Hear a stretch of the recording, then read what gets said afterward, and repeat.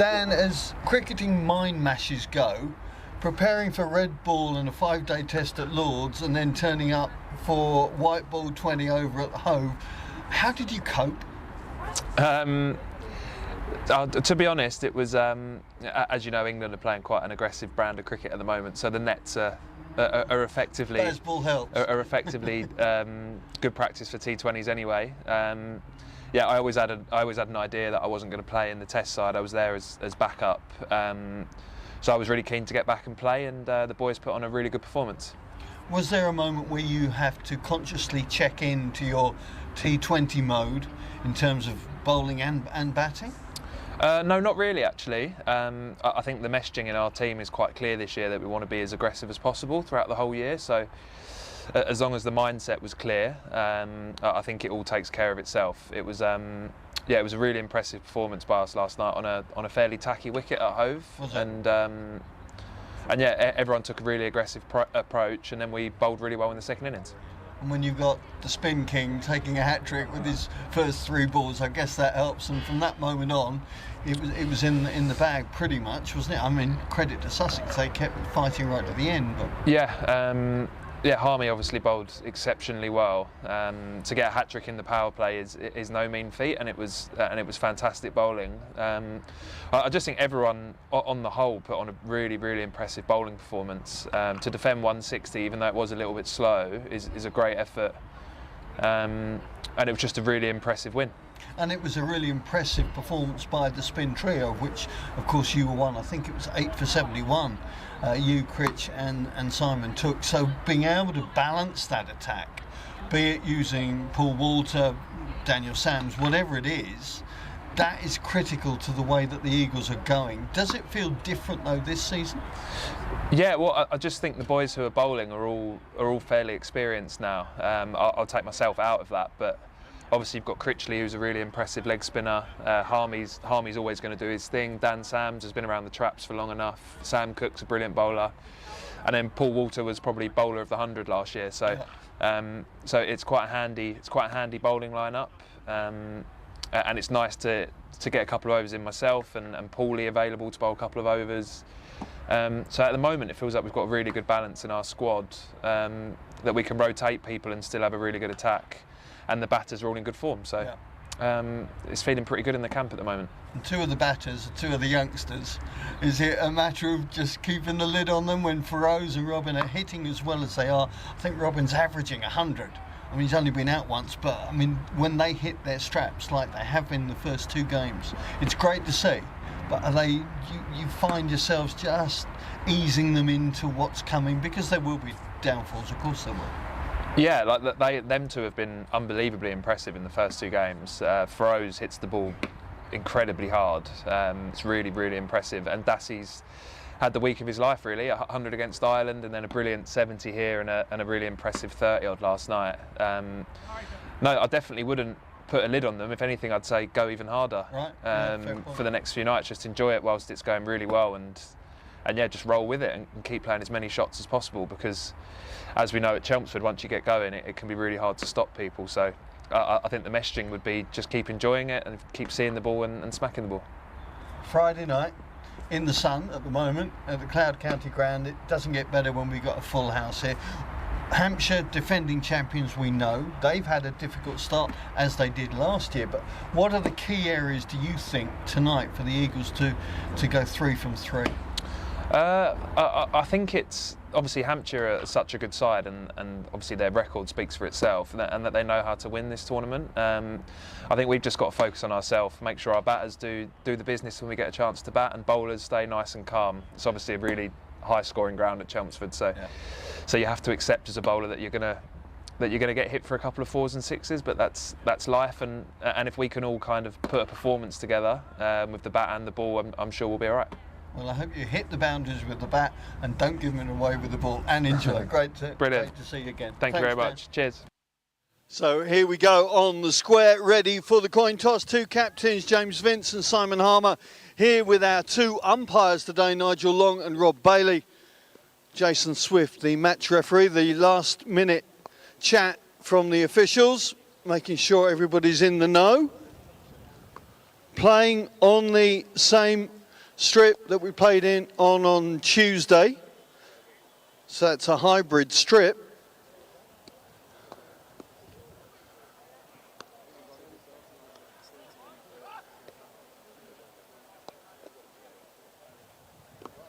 So Simon Harmer has the coin. James calling heads. It's come up tails. Let's just have a chat with two captains, Simon. Looks like home form with the coin continues. What are you going to do? We're going to have a bowl first.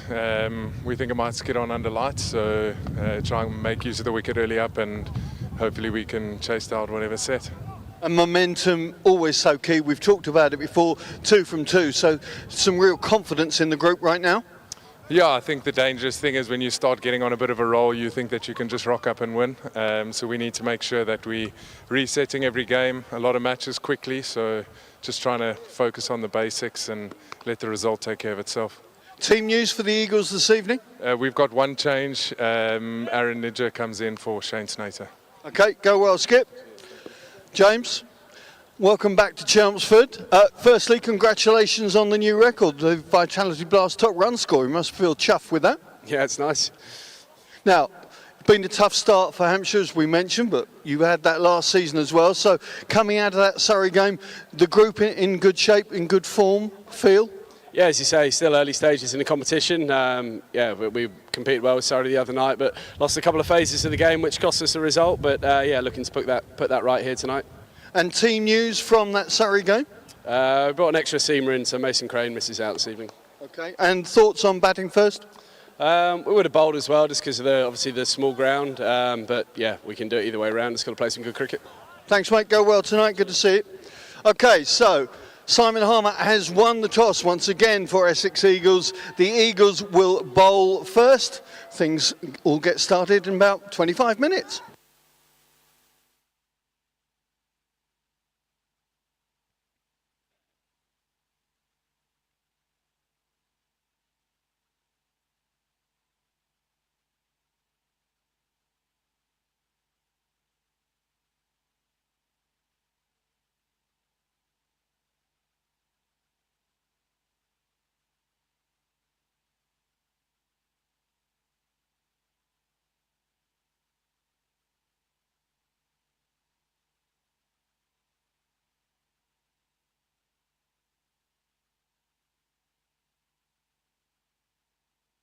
Liam, welcome back to Chelmsford. I'm sure you've been here so many times. What are the memories that jump up at you when you come back through the gates?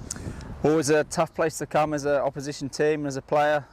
It's always a really good atmosphere for a small ground as well. So yeah, it's always exciting to play here, and excited for tonight. We always talk about Friday nights here being particular clientele, shall we say? So it's there's no hiding place for the visitors, right? No, there's not, and you want to play in good atmospheres, and you want the crowd to enjoy it. So yeah, it's an exciting place to play T20 cricket, and we know Essex are a very good side, but we're obviously looking forward to the game tonight. It's been a tough start for Hampshire so far, but you're used to that. I mean, I think you lost the first 4 last season and still lifted the trophy. Does it make a difference being defending champions? Have you found any difference?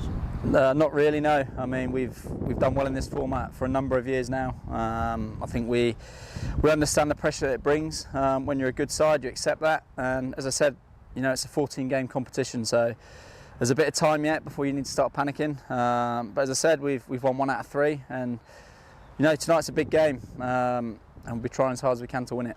And despite it being 1 out of 3, I mean, you've had some good performances. It's not like you haven't got the form, albeit you haven't got the results. No, we were very close to winning that game against Surrey a few nights ago. But as I said, there's 14 games in this competition. We're playing good cricket, but we probably haven't been anywhere near our best yet, and that's something that over the last couple of years we've peaked towards the back end of the tournament. As I said, yeah, tonight's going to be a tough game, but looking forward to it. A word for the main man, that Surrey match. He had to lift his bat for over 5,000 runs, get past righty at the top of that particular tree. That's a special achievement by James. It is. Vince. It's an outstanding effort for someone still very young as well. He's got a long time left in the game. He's been an exceptional player for a number of years now, and very, very unlucky not to play more for England, in my opinion. But as I said, him not playing there means we get him every game, which is brilliant. And yeah, he's hungry to win trophies and keep scoring runs for Hampshire. Does he enjoy his stats? Does he talk about it, or is it just one of those things? No, he's not. He's very much for the team. That's what makes him such a good captain. You know, individual stats are not something that really bothers him, I don't think. So, yeah, he scores runs for us. It means we're doing well. So, yeah, he's a great player. Well, great to have you back here at Cloud County Ground. Go well this evening. Thank you very much. Thank you for your time. Cheers, thank you.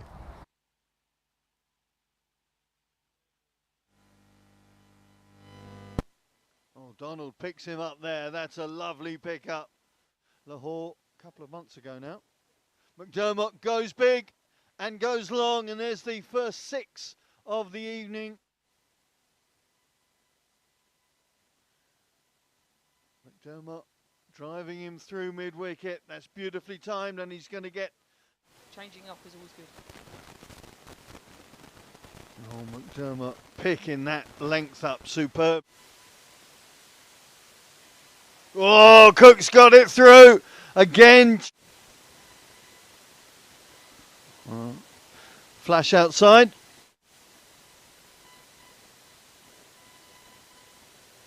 Oh, getting through the fielder, and that is going to go for another boundary.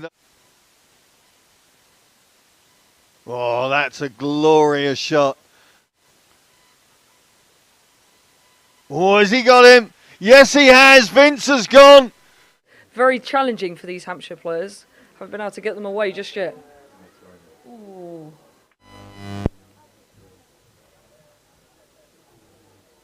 And again, the sweep. With all his experience and at the moment with his international cricket too. Oh, is he out? He hasn't gone long enough. As Harmer comes in here. Weatherly with a cracking shot down the ground. Weatherly picks it up.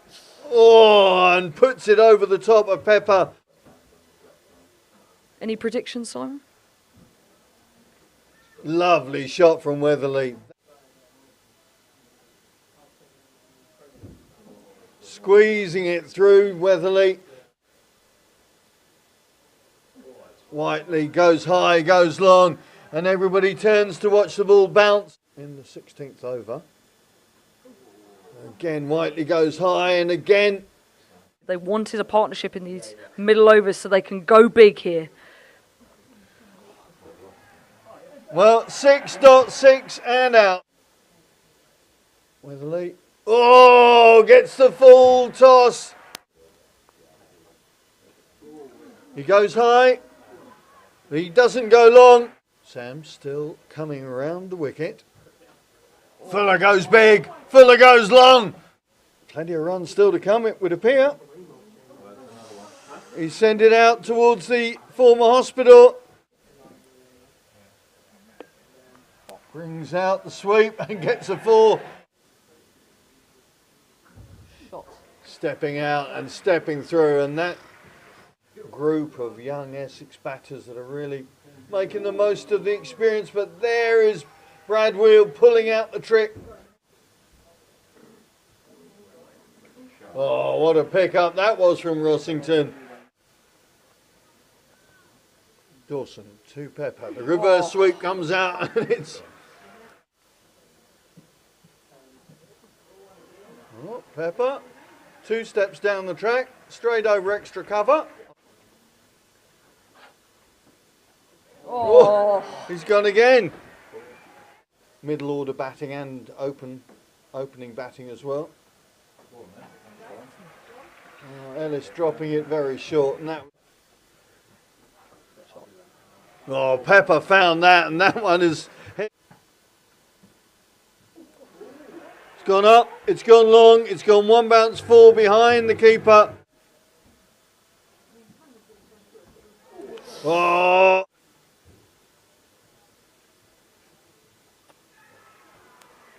It's gone. Well, this time it's the reverse sweep. Get the momentum in this comp. Fuller drops short. Pepper drops back. Keep things ticking. Oh, that's gone very high. Has it gone long enough? Yes, it has. Oh, a little ramp. And that's going to go for 6. Oh. Pepper gets the long handle out. Oh. Michael Pepper's having none of it, because there goes another one. Critchley goes long this time. 10 needed. Oh. And there's 6 of them. Cut away for 4. Job's done inside the 14th over.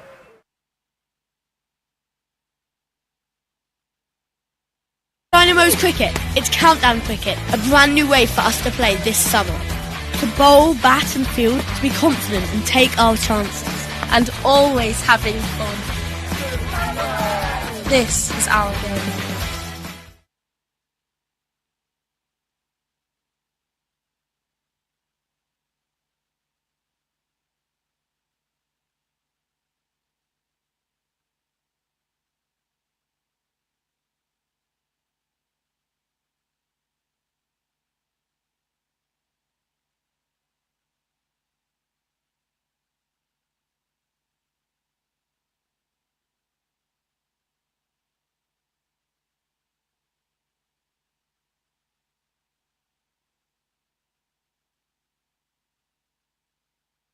No, that's right. I think it will go quite chilly later on. As here's the next ball, and that's been hit down the ground, probably for 6. He stands waiting now from Crocombe. He's got hold of that one, but it may well be caught on the mid-wicket boundary. Ball's coming down, and fine catch taken. Who will now face Henry Crocombe up from the sea end. And Lawrence has hit his first ball for an enormous 6. And therefore he has to bring in somebody else inside the circle, the long leg. And this time... The last ball of the over, Crocombe bowls, and that ball's nicely played through the offside, and that's a class shot for 4. From here on in, and hopefully pick up a wicket from a Sussex perspective. He's dropped that a little bit shorter, and that one's beaten them. As Mills comes in now and bowls, and again that's shorter, but it's up in the air this time from Lawrence. Is he going to get away with it? I don't think he is, and the catch is taken. As he comes in, bowls, and this ball is off drive, and it's good enough. Halfway through his second over. Bowls, and batsman has hit this for 4. Critchley will face up against Shadab Khan now, and he goes high, high, high. Is he going to be caught at mid-wicket? He is at deep mid-wicket. Shadab Khan comes in and bowls to Walter, and it's been straight to the man at mid-on, and Sussex have 2 in 2.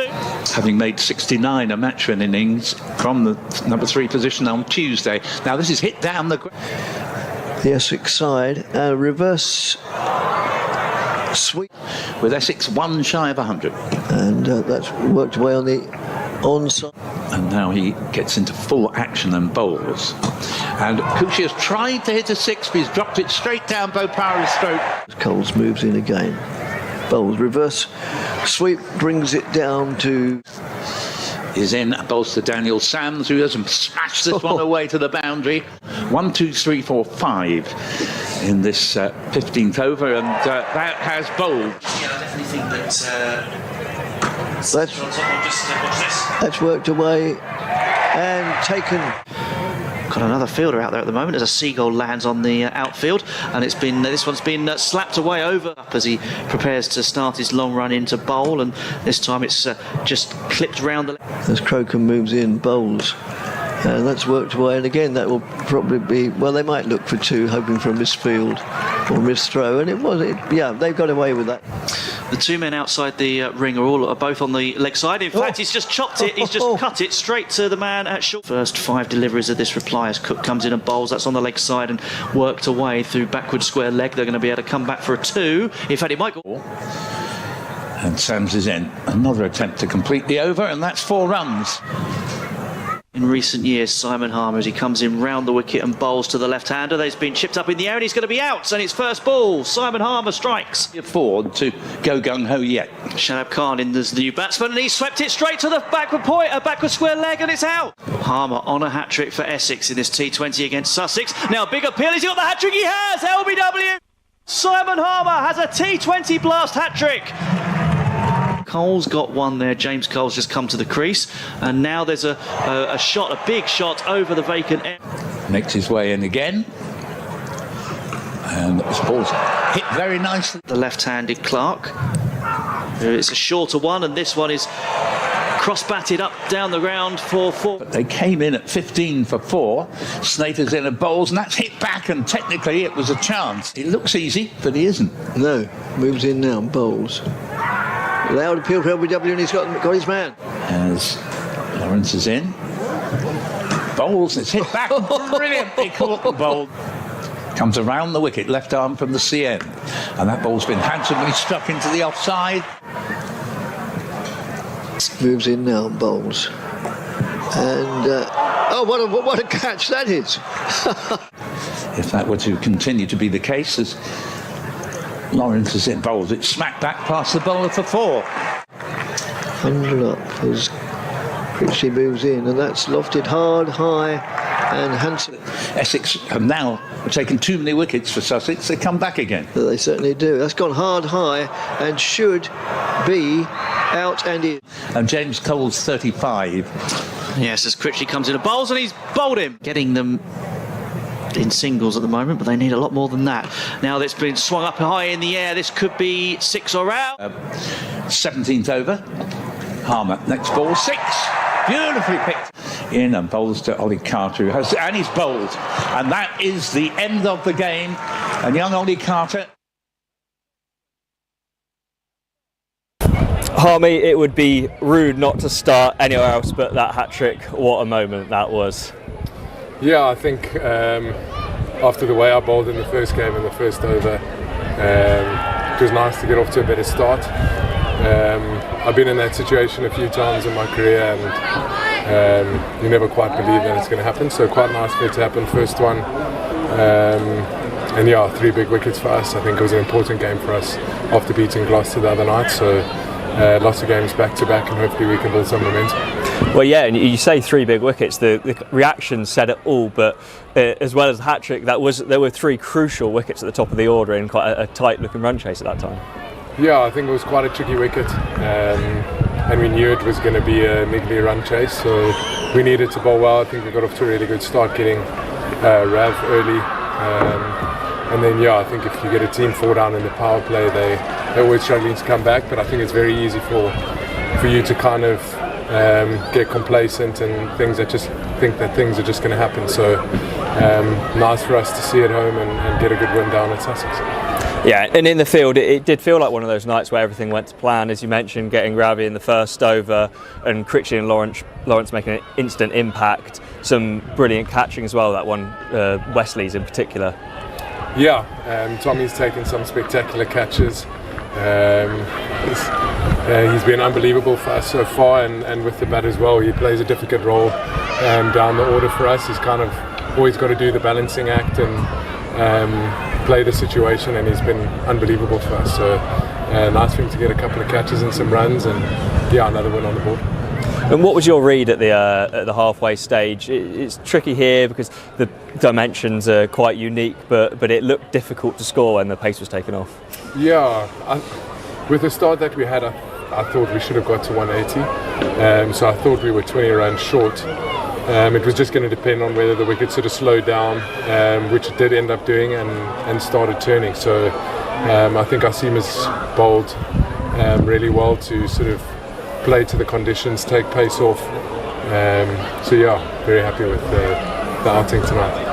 And with the bat, it feels like there are more options than ever. Dan coming back tonight as well to add even more quality. It's obviously difficult when it comes to team selection, but in a jam-packed group stage, that depth is going to prove really crucial. Absolutely. I think tough decision to move Dassie from 3 after scoring a 50 the other night down to 6 tonight.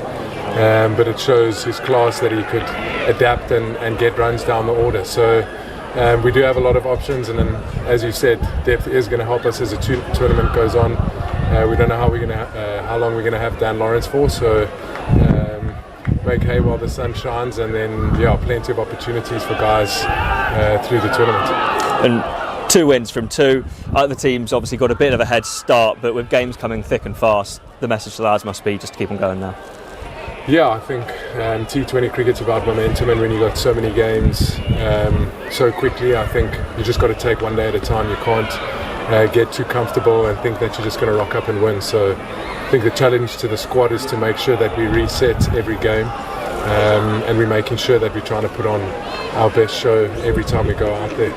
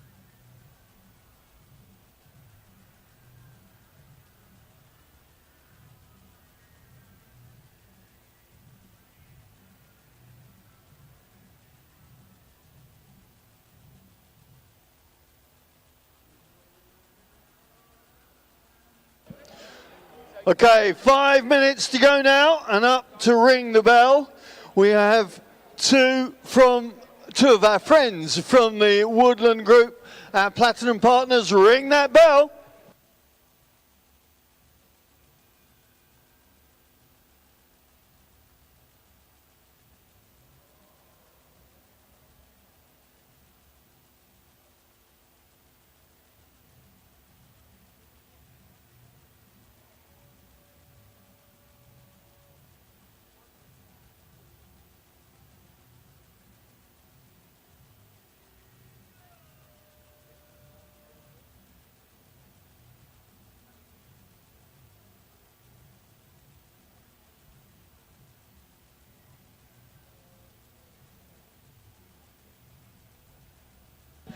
So just to run through the two teams once again for you. Hampshire Hawks, starting with 14 James Vince, the captain. 28 Ben McDermott.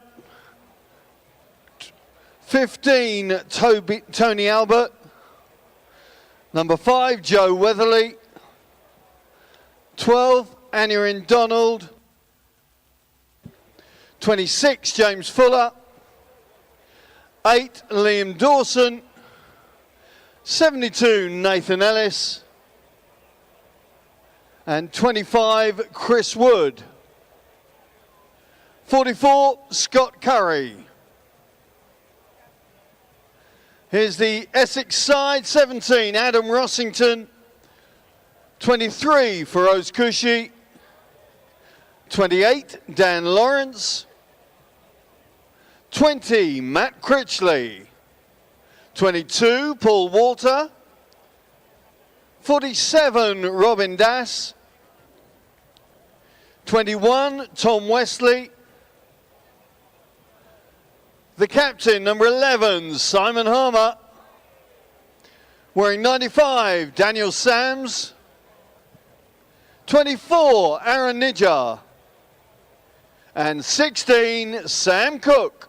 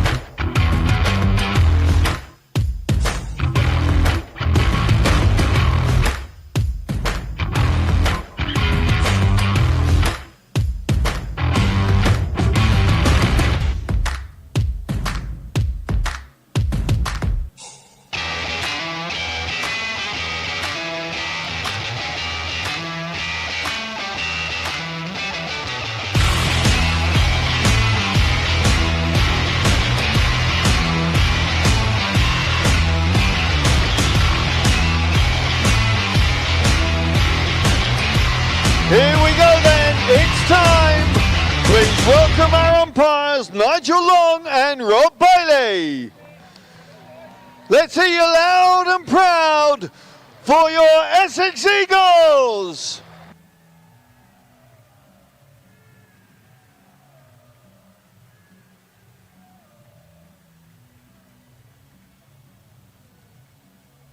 And the two opening batsmen for Hampshire Hawks, Ben McDermott and James Vince.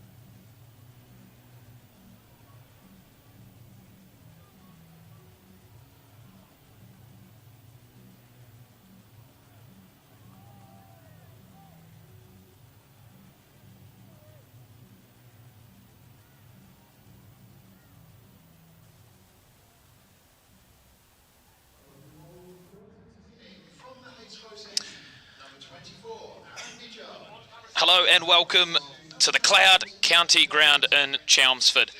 It's the Battle of the Birds on this stunning Friday afternoon. The Essex Eagles take on the 2022 champions Hampshire Hawks.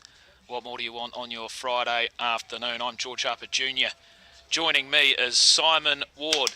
Evening, Georgie. This is going to be good. This is going to be really good. This is a cracker. Opening up, he's just new to the lineup, Aaron Nijjar. We love our spin here. Enjoy your night.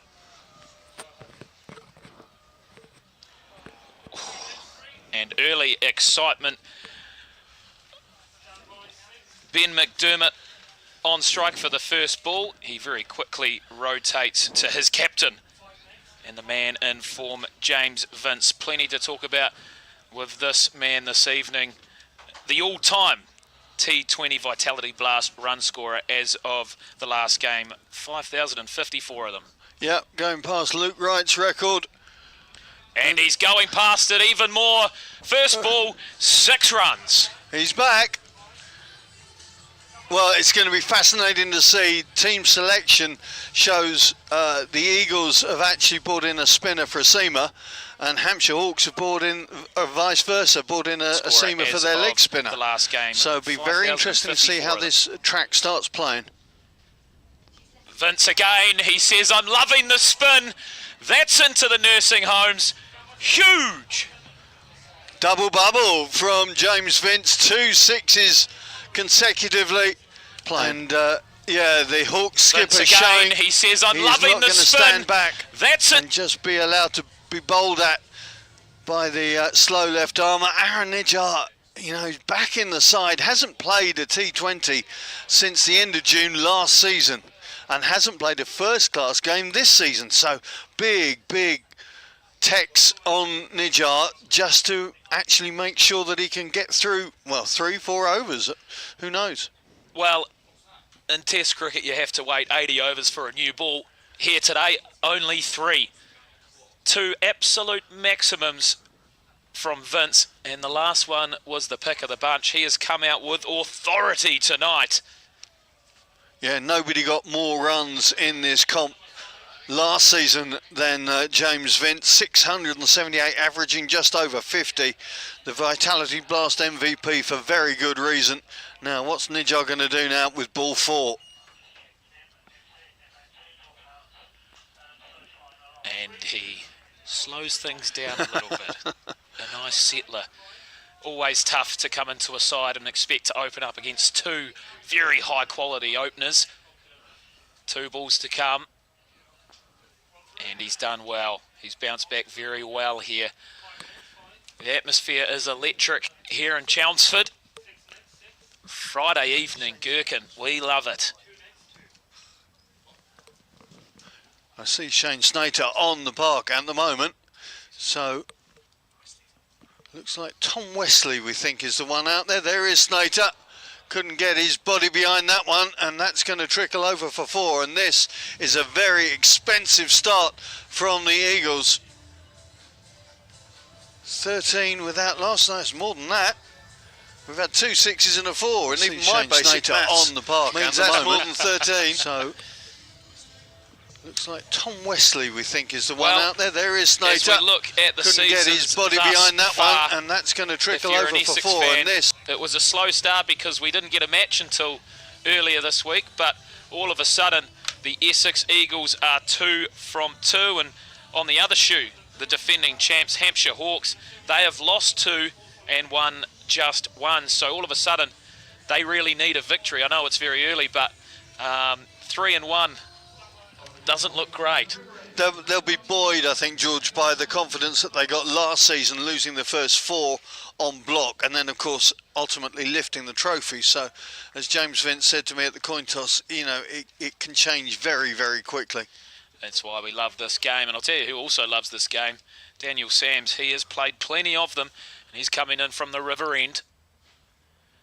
Fellow Australian. Has he got him? He McDermott. He doesn't like it. Sams puts his hand in his head and says, I'll take it. Anything against a good mate. He looks distraught, doesn't he?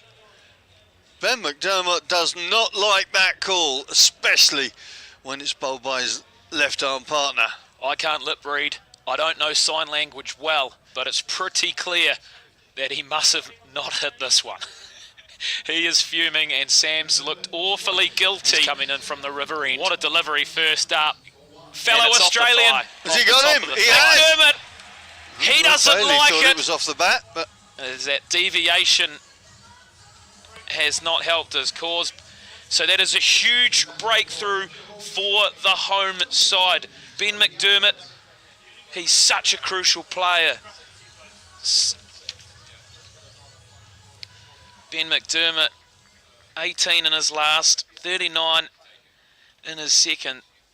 Yet to really get firing in this comp. We know what he can do. We've seen a lot of them, a lot of his highlights over in Australia in the Big Bash. But now to the crease, Tony Albert. It's Toby, I think. Toby Albert is. Did I say Toby? No, everybody has. You're not the only one.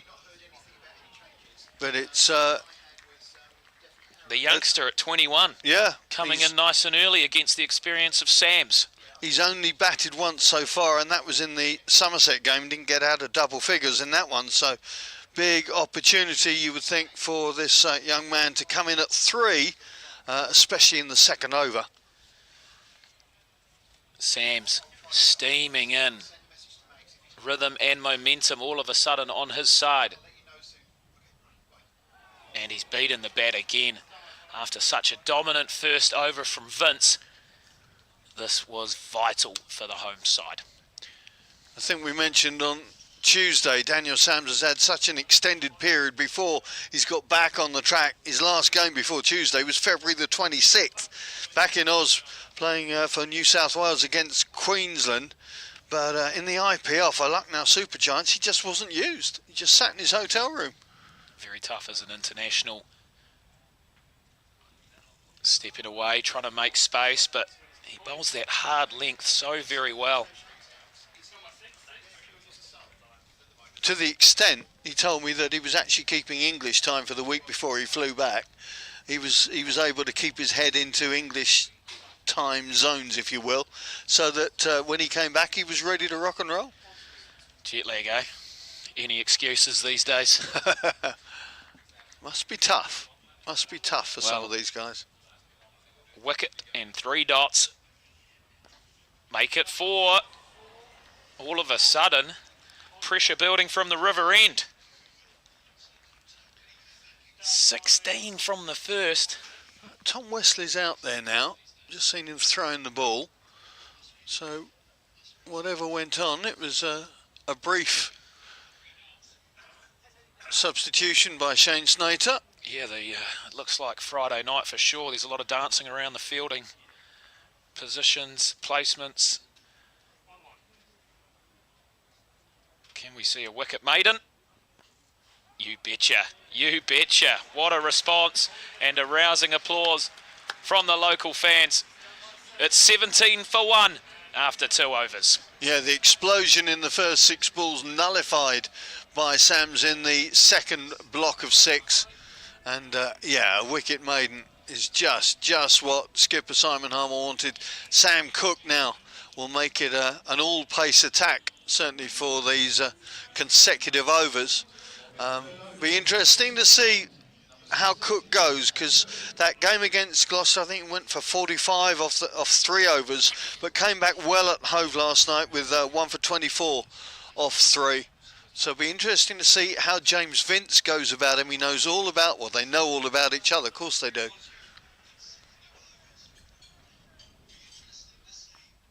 Vince showing his delicate side as well.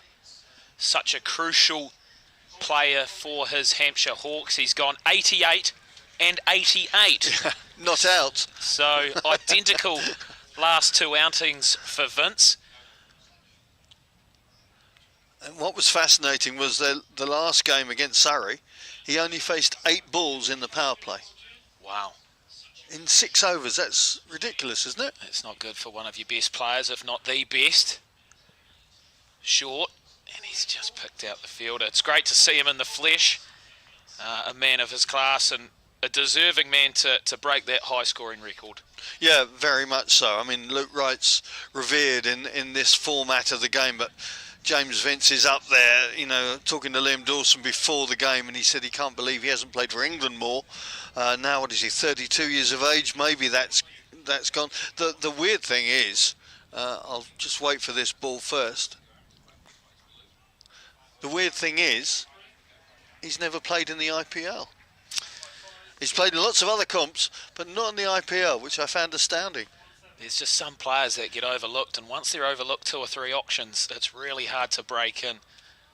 But what I love about Vince, looking through his highlights and over the last few seasons, is he just plays good cricket shots. Sure. He's just learned how to be a little bit more aggressive with those good shots.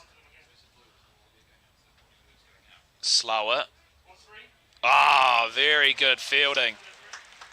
Paul Huge Walter. play from a long way down for Paul Walter.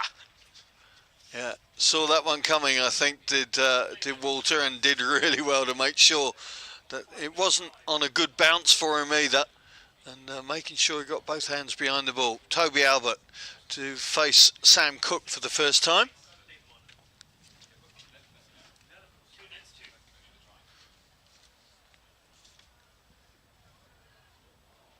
Lovely variation of pace. Looks to be bowling into a slight breeze if there was one coming from the river end. Yeah, it's just picked up, George, isn't it? I wasn't aware of it earlier on, but looking now, it just has got a... Well, you've been sunbathing out here all day with the players, haven't you? It was a stunning day. Mate, I've had blocker on. Yeah, you locals definitely need your SPF 100. Oh, Northern Hemisphere softies. Oh, yeah, that's flirting with the no ball. Yeah. He's given it wides, though, by the looks of that. Oh.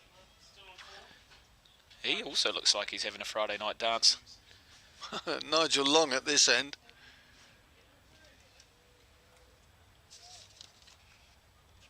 Yeah, one over the shoulder, so to speak, for this over.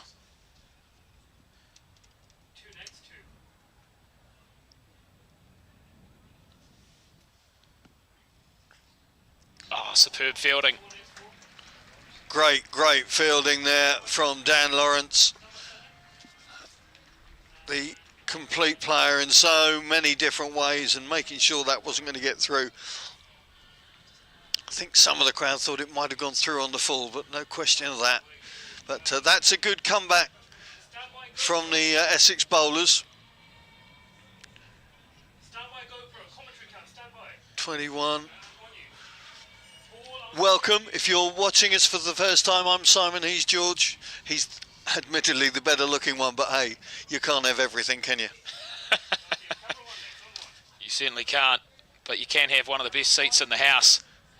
And we're very lucky to be watching the Hawks v the Eagles. Yeah, Battle of the Birds. Dan Sams coming in. Sams to Vince. A great match-up here. Now, they will have played against each other quite a lot, George, I'm sure, particularly in the BBL, that they'll have known what's coming from either end. No doubt about it. 21 for one, and all of a sudden things have balanced out after a rocketing start from the Hawks skipper.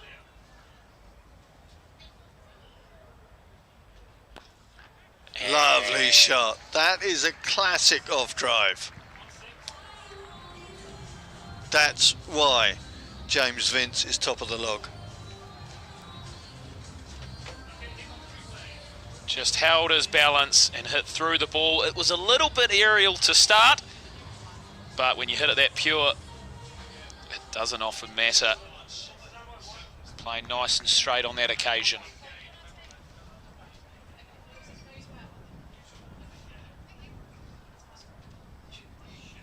Fluttered.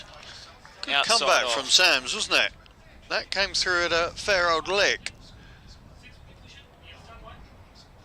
Having got 17 off that first over, Essex have pushed back in the second 2 and a bit, but this has got a feeling of early game, but in the power play of being very much a key over.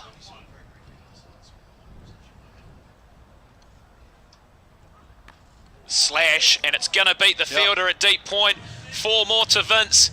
It's hard to keep this man down. Too much width on that one from Sams, no question about it. And yeah, it was a slashing cover drive through backward point, but just watch how much width James Vince had to play with.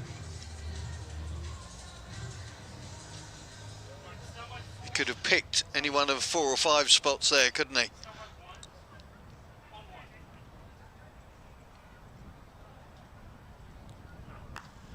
Leg side this time. Good work from Nijat, just getting his body behind it. Vince, 28 off 14, perfect 200 strike rate so far from the Hawks skip. Now Toby Albert, yet to get off the mark from the 7 balls he's faced thus far.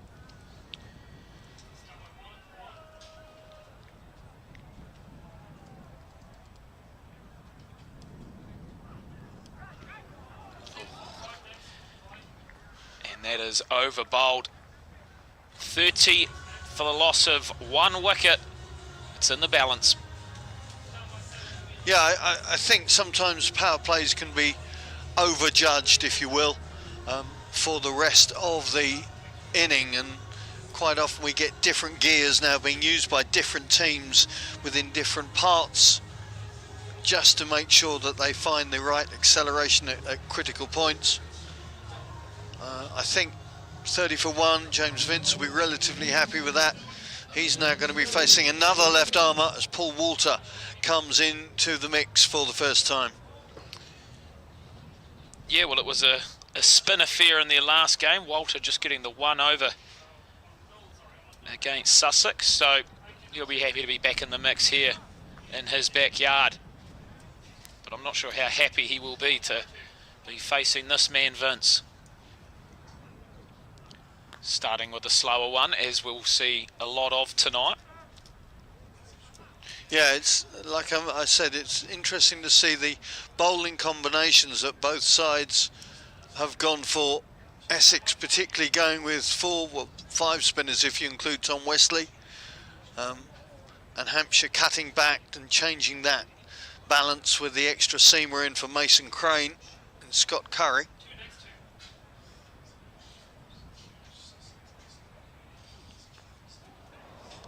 Albert finally getting his account off the mark. It's always that awkward time when you're soaking up deliveries, pressure's building, you want to have a lash, but you've still got to keep it within check. It's a squeezing mentality.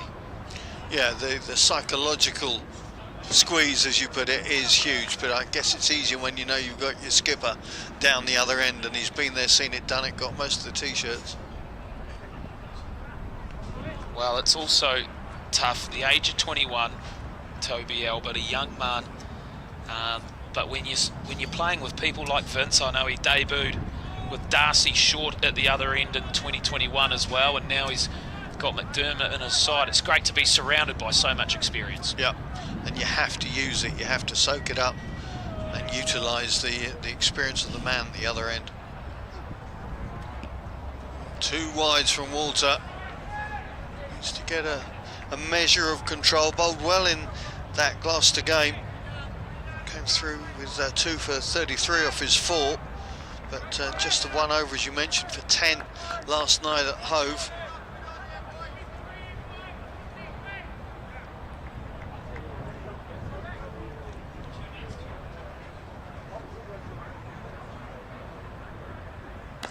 Big swing and big result. It's going to be half a dozen more for Vince. Vince knows that postcode well, doesn't he? He's picked that 3 times now for maximums already inside the first 5 overs of this contest.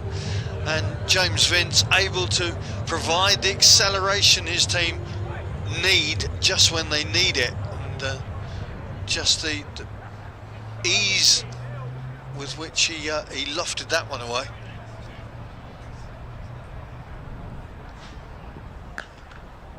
Changing to round the wicket, Walter.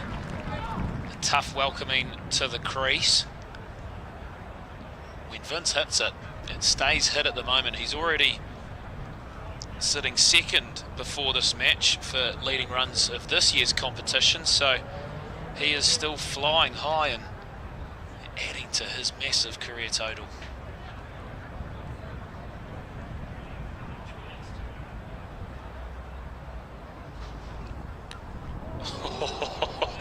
He might be able to heave-ho it over the stands, but he can also get a little tickle.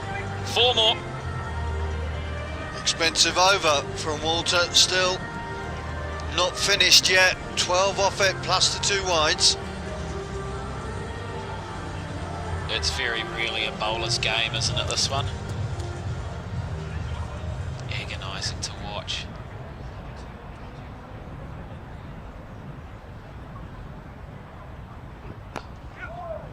And a long old over comes to an end.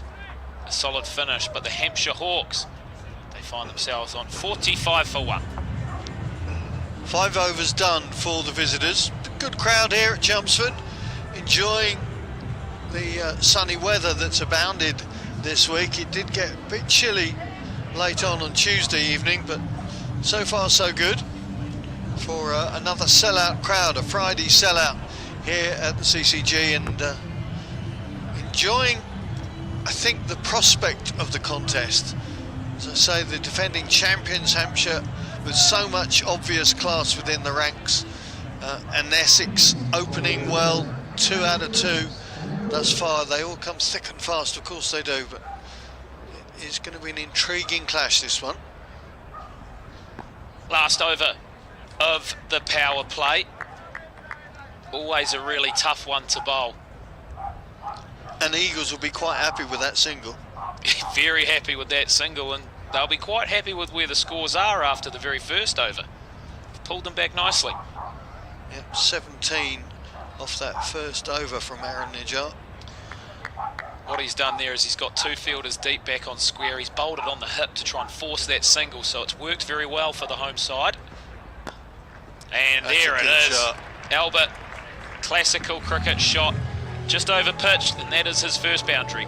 Yeah, came through right in the slot, didn't it, for young Toby Albert, and put it through the covers with consummate ease, no problems.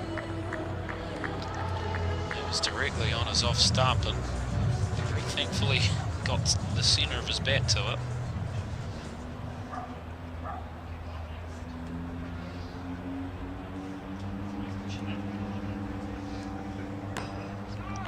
A little shuffle. Vince will be anxious sitting at the non-striker's end, not getting any of this over, that's for sure. Well, Harmer setting in that little trap around point, man just behind point and short third. So there's no real way through on the dab.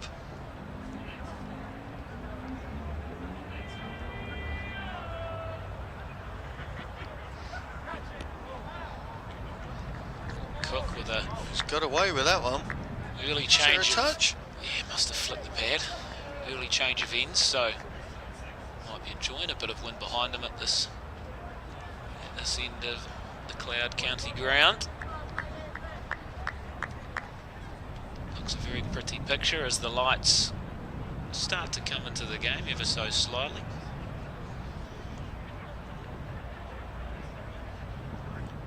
Short, tucked him up. Oh! Could not get a result, a great bouncer. Now, if Paul Walter had been keeping wicket, that would have been an easy snaffle, but Adam Rossington's probably got a foot less on his jump, as it were. Have a look at this, look. Almost, but not quite. Squeezed him up nicely, really good bouncer. Don't think Albert expected that one. Pressure mounting on the young star.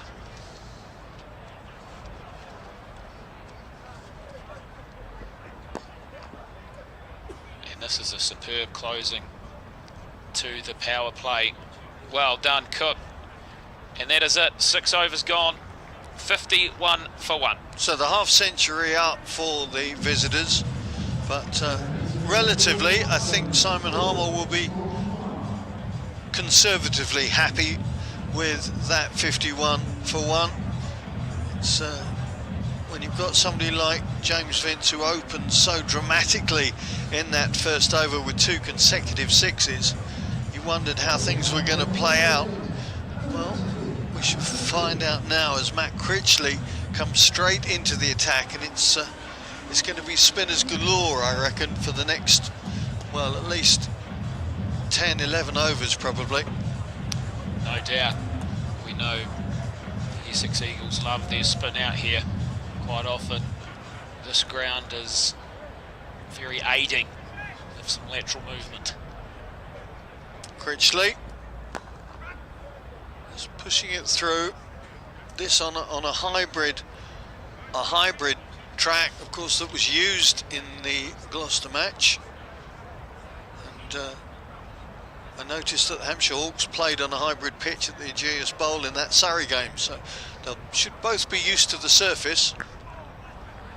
Also with their side of spin, you look at their last match against Sussex, 7 wickets were all between spinners, so Harmer. I think there was actually 8, George, because Dan Lawrence took one as well. Oh, Vince goes downtown once again. Hayes Close is ducking right now. Oh, Vince is not going to hang back, is he? Just pulling back in the crease a bit. Well, Vince knows about the selections. He knows there's a lot of overs of this match to be bowled and spin. And he's going to say, I want a piece of it. I want to dominate it. And I want to make sure none of these spinners settle in, because they will be crucial for Essex. Critchley trying to come back, but again, lovely shot from the Hampshire skip. 47 now off 23, 24 deliveries. They're going to have to try and tighten him up now. That's the half century on the board. Just got a note here. I'll read it out in a minute from our score. It's quite interesting. Yeah, 5 4s and 4 6s in James Vince half century. One day leg side wide, Paul Parkinson tells me, uses the profile of the batter. If they move to off, it's changed this year apparently. So that'll be an interesting thing to keep an eye on, particularly with a leg spinner coming in. We shall see how that plays out now. Simon Harmer bringing himself straight into the attack. And Harmer against Vince is going to be one of the big subplots in this contest.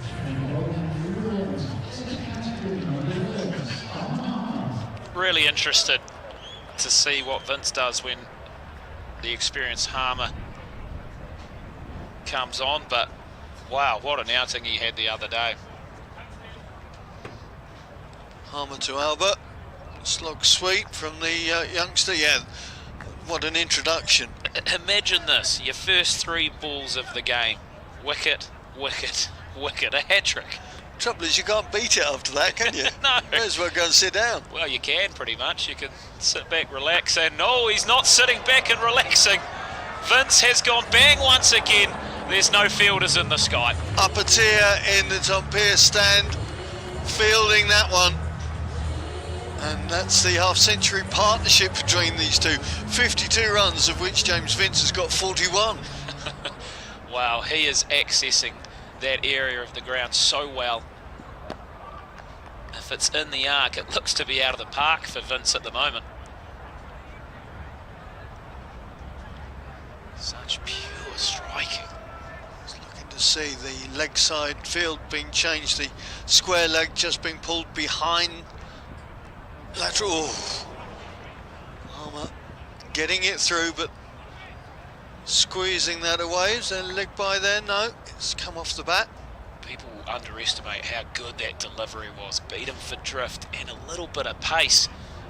Just skidded it through and you'll be hard done by. Comes through on the full to Albert. An easy single out to square. Last ball of the over coming up. James Vince taking strike. Albert's just got to hang in there at the moment. Vince is doing all the work for him. Again, Harmer pushing it through, long and flat to get the dot ball. 71 for 1. The visitors going at just under 9 and over now.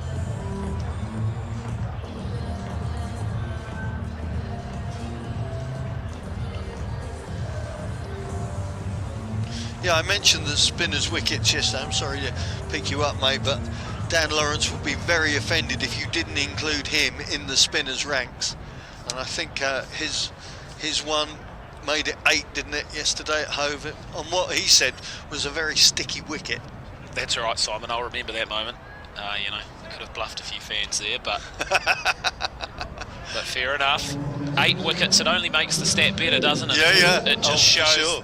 It just shows that that's what the Eagles are looking for here. They're looking to utilise that. And as long as Vince is in, they're not going to be able to settle. He wants to whack them out of the attack, and well, he's already done it. Walter back on. And facing Toby Albert. Albert lifts it, but it's gone safe. Won't go for a boundary. There's Feroz Kushi down there. So Albert gets into double figures for the first time in this campaign. As I mentioned, just had the one batting opportunity, and that was against Somerset in the first round. He's just got to make sure he gets his skipper on strike. If he's not finding the middle, get Vince on strike. A lot of movement from both him and the bowler. Nigel Long calling that dead ball. Great to actually see Nigel Long in the mix. What a career he's had. He's officiated 91 tests, over 200 ODIs. He knows what he's doing.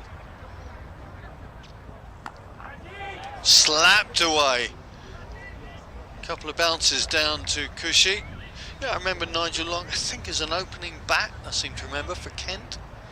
If memory serves me right. Is that right? Left-hand batsman, right arm off break. He was born in Ashford, Kent, so a nice little cricket career. 136 List A games. Vince to face Walter. Drives it straight, and that is a classic 4 if ever there was one. You know, a man's in good touch when he's standing tall and just letting his arms do the work. No risk in that shot, just playing it straight, and the freedom he is playing with at the moment is great to watch. Getting that left foot out the way, but striking so smoothly through it.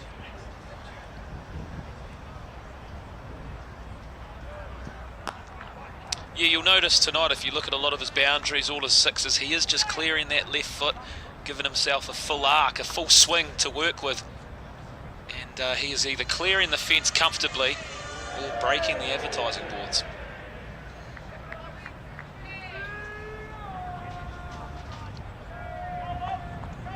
The Eagles just have to work out how to get him playing towards their sweepers.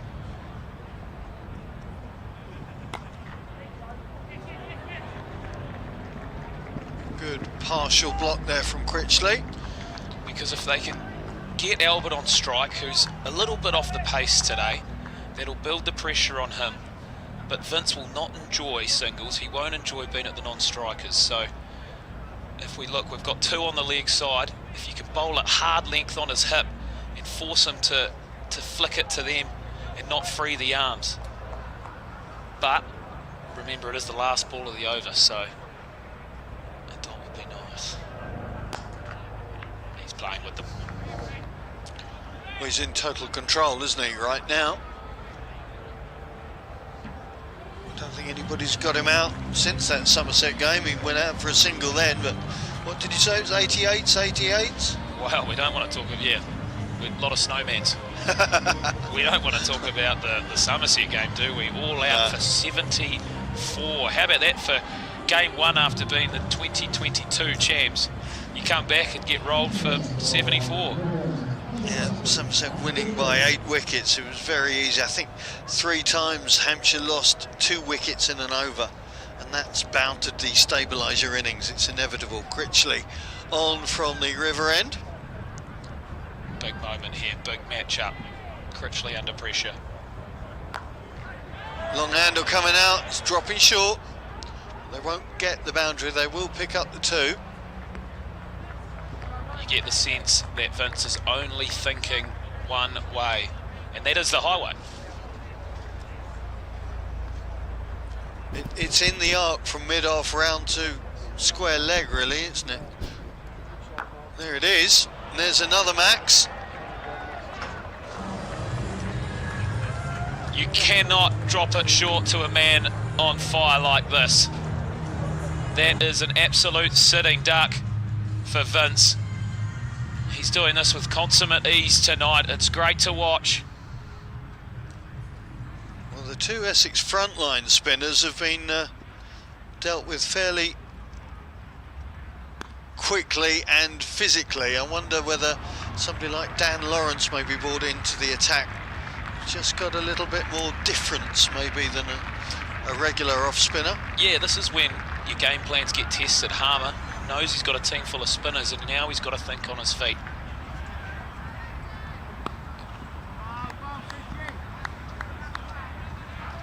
Critchley keeping his man tied up there. No way for Albert to get that one through. Coming off 3 for 28 in his last outing. Now the long handle comes out and the ball once again disappears, this time over the, well, almost over the pavilion, not quite. But yeah, the sixes are racking up very, very quickly. Albert, that'll make him feel a lot better. Finally gets one out of the screws. Goes again, and the same result. So that is a very, very expensive Matt Critchley over. It's gone for 21. 100 runs up now, and we have just got to the 10th over. So even my basic maths means that's a good, solid start for the visitors, and especially with their skipper still in there, they can now begin to press the accelerator. What a relief, what a weight off the shoulders for this young man. He's bided his time nicely, and the great thing about the short format is that it only takes 2 blows, and look at that, he's ahead of his own personal strike rate of 100. So yeah, he's bided his time, he's let his skipper do all the hard work, and now he's starting to cash in himself, so he'll be feeling great all of a sudden. Harmer trying to change things around, putting Daniel Sams into the Hayes close end where he will be facing the Hawks captain.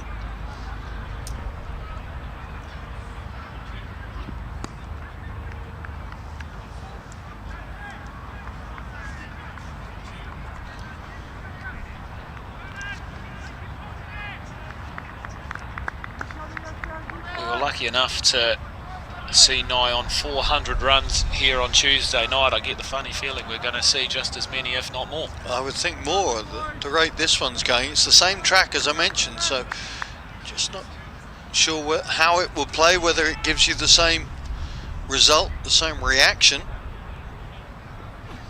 Oh, and a little bit of class Lovely, from Albert. lovely. Now he's getting confident. 4 more to his total. There we go. Hits a couple of sixes off Critchley in the last over, and now he's beginning to open up his bag of tricks. A lovely little ramp. Just take a look at this. The timing is exquisite. How easy does the modern day player make this look? We saw a lot of it today at Lord's with Ollie Pope, and now we're seeing it again here tonight. Quite as aesthetically pleasing there, but still picks up the single. I tell you what though, you've got to be sure you've got a good helmet, haven't you? You're putting your teeth right in front of that ball coming off the bat. Yeah, 100%. We try and put peer pressure on our mates doing that first ball in social cricket, and it is not a lot of fun when you're put in that position. Vince facing Sams.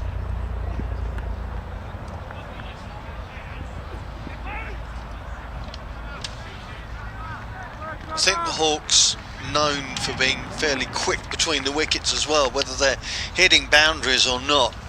And if Sams keeps dropping in these softball bounces that is undoing the timing of the batsman, they will look to pick up at least a couple where possible, because all the leg side fielders in particular are out on the boundary. Oh, another great slower ball. How's that missed everything? Good take from Rossington too. That's what Sams can provide, and well, to be quite frank, you have to provide it these days or you won't be in a top tier T20 side. It's so important to have those variations and to be able to control them. Pushing long leg back now. It's high, it's mighty, it's 6 more. That is huge from Albert. And once again, the house prizes in Hayes Close continue to dip as the Hampshire batsmen pepper the close with white cricket balls. Well, both of these Hampshire bats now in fine flowing form, and the boundaries really beginning to show in abundance, whether it's spin or seam from Essex. They have no answer to these two right now. They're showing their class tonight, the defending champs. I love seeing this from Albert. We've mentioned it was a tough grind at the start, but he's been rewarded for his patience, and I love seeing it. It's amazing in this game how quick things can turn around. Just one shot changes so much, and now he is looking in fine form. Can the captain slow them down? There's a window, there's an insurance job already. Just have a look. That was, I'm not sure which ball it was. Oh wow, yeah, little wave from the nursing home, I believe. That's going to be a cardboard window for the weekend. Bit of air conditioning. The sun has certainly been shining, so could be handy, no doubt. That is a obviously not great to see in the homestead, but obviously entertaining, isn't it? Just a little bit. Stop smiling. Just stop smiling. As a batsman, isn't that the most alpha thing you can do? 100 partnership between these two. Crowd catch. Bump ball.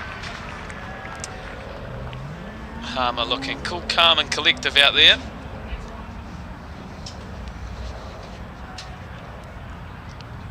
Footwork. Oh, Rossington looking for the stumping, and I think he's got it, and it might have been by pure accident. It was a ricochet off the gloves. Whether the ball was in the gloves when the bail came off, I'm not sure, or whether it's left his gloves and hit the stumps, which is effectively a run out. We'll have a look on the replay, but either way, Toby Albert's gone for a very impressive 38 off 29. Let's just take a look at this. I don't know whether we'll see it on this angle. Yeah, difficult to gauge from there. Well, it's really tough when they're speared in. It's almost like a Yorker from Harmer. So tough to get that clean in the gloves, and I think that has come right off the top of his fingers, which I'll give you the tip, that can hurt, but that one certainly won't.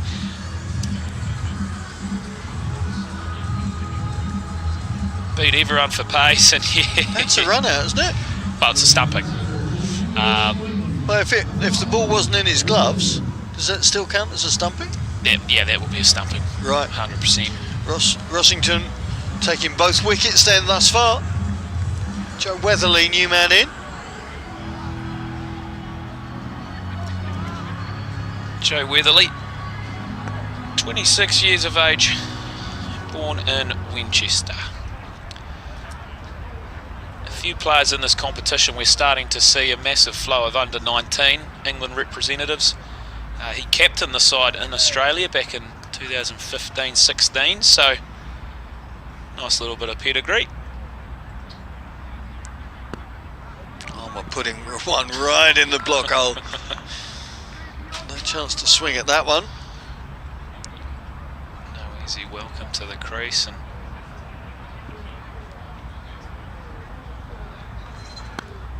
Weatherly, funnily enough, debuted at Chelmsford in 2016. So a happy little memory here for him. Yeah, well, the memories of last season will be fairly strong. He top scored with 37. That was virtually a year ago to the day. Again, Hampshire will put in then 33 for 1 in the power play. Vince went cheap. McDermott went for 38. Weatherly then came in. Whiteley got 20. Fuller got a 20. And 150 for 6 before we then saw the Pepper and Critchley show in the Essex innings, which took the game away from the visitors.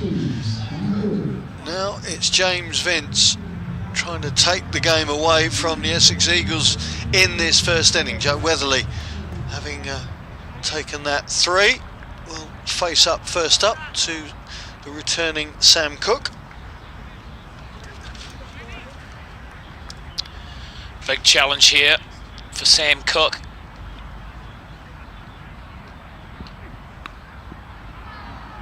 Needs to try and get James Vince dismissed, otherwise he is just in cruise control.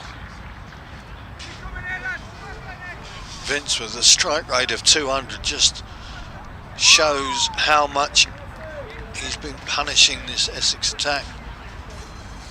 76 not out for the Hawks skipper.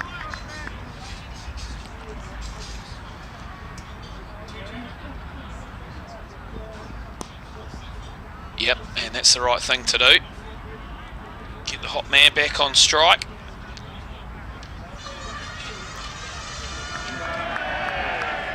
When was the last time you came here as a fan, Simon? It's a great atmosphere out there. When I was about 9, I think.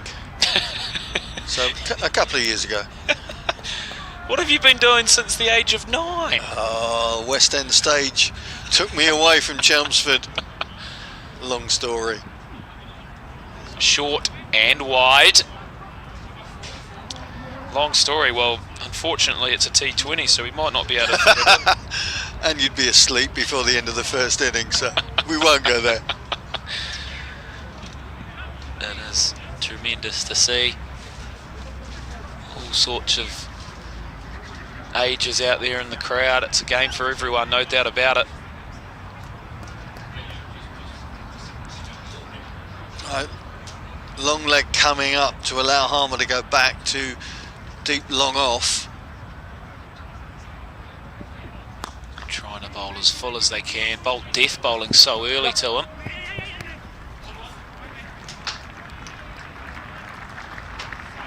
Top work, Paulie. 7.3 overs remaining. Pushing up just over 10 runs and over. But Vince in prime position now to really go through the gears.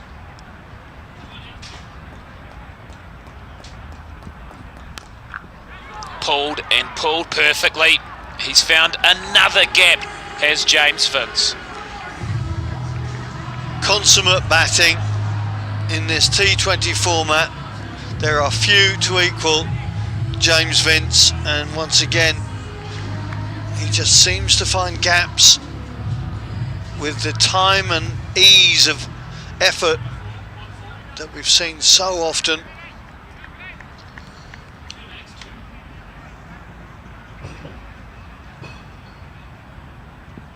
Slower. Get in. Slower ball, but faster off the bat. The windows are in danger once more. I don't go that far on my holidays. What a 6 that was, and he hardly touched it. Timing everything to perfection. Magnificent blow once again. He's just bludgeoning everything. Slower out the back of the hand. He's picked it nice and early. He is running a clinic this evening. It is a masterclass, no question about that. And for the third successive innings, James Vince is on 88. Oh, he will love to get off this number, although he was not out in the last 2 innings. Is there something about the number 88? It'll hold no fears for him. There we go. There we go. A little something off the back. I'll tell you what though, is that our 3rd new ball? It's probably more than that, I would think. Right, 138 for 2 off 13, so 7 overs left. George, what's your money on for a final figure? Well, if Vince stays at the crease, it's going to be all fun and games from here. You'd think they're going to go at 12s from here, so wow, chuck another 84 onto the total and we're looking pretty healthy. They can comfortably get around that 220 mark if they work hard. Yeah, you've still got Whiteley and Fuller to come in after that as well, who are known to wield a fairly hefty bat. There is another window. Is that another window? Right, Aaron Nijart. Penny for how he's feeling right now. good start. Didn't go for 6. 17 off his first over, don't forget. Always hard when you bowl the first over of the match and then you come back and have to come so fresh again in the 14th. Change of ends.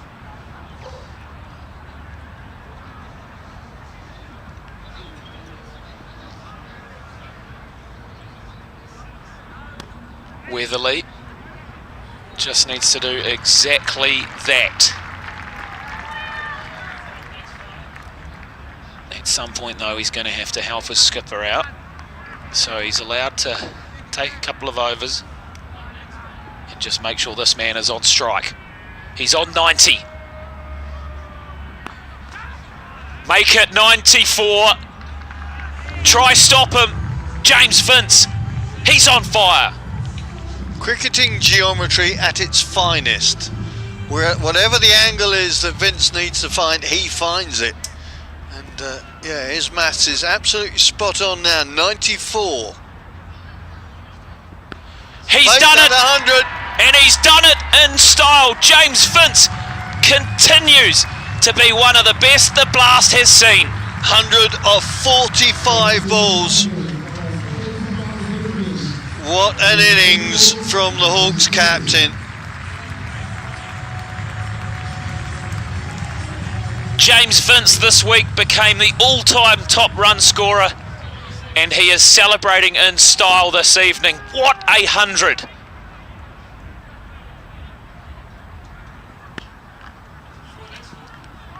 Error-free. Not a single chance. Wow. What a day out, what a Friday evening for James Vince. Whew. Top class cricket entertainment from Mr. Vince. That is something special, and it ain't over yet. 6 overs remaining. Just losing his shape a bit there. Always a little bit of a relief time after a century, but what an innings. You are watching an absolute clinic. 153 for 2. Nijar went for 17 in his first over, 15 in his second. It's not healthy figures for the returning slow left armour. And now we are going to see, is that Dan Lawrence coming on? No, it's Matt Critchley, I beg his pardon. He's had a haircut. So no sign of Dan Lawrence as yet. Interesting, 6 overs left.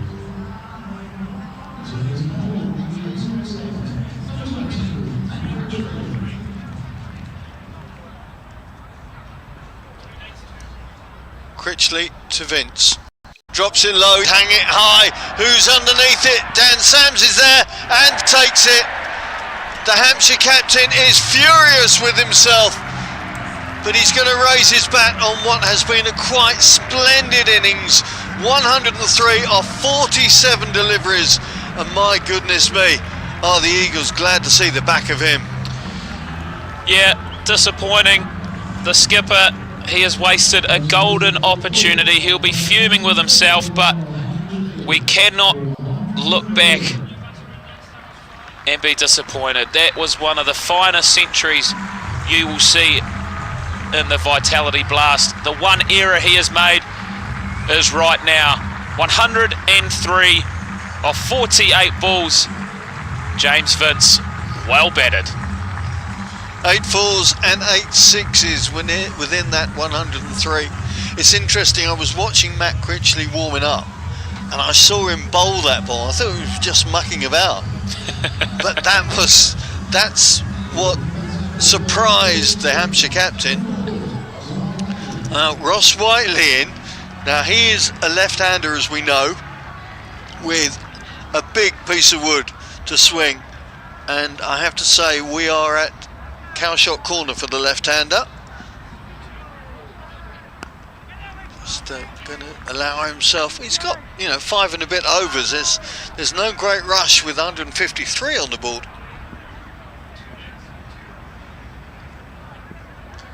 Yeah, this is a really important stage in our game. Finally, Essex have broken that huge moment with Vince, and now they can really pull this back and squeeze, and this total could all of a sudden be defendable. Whiteley goes, clipping it up. It's not going to go for 4. Good work from Nijjar to make sure he wasn't deceived by the spin on the bounce. We were talking no more than an over ago about the opportunity of 220, 230, but now with Vince gone, Essex and Harmer, they need to jump at this. They need to squeeze. With 2 new batsmen at the crease, they can change this game so much in the next 2 overs. Yeah, they're going to try and suffocate these two if at all possible. Maybe easier said than done tonight.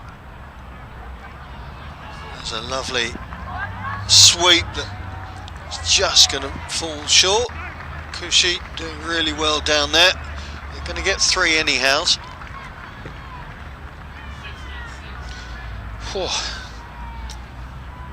I feel like there's a weight off the shoulders. It was so invigorating watching that knock from Vince. It's the whole crowd sort of dropped off as well. What a special innings that was. Yeah, very, very special.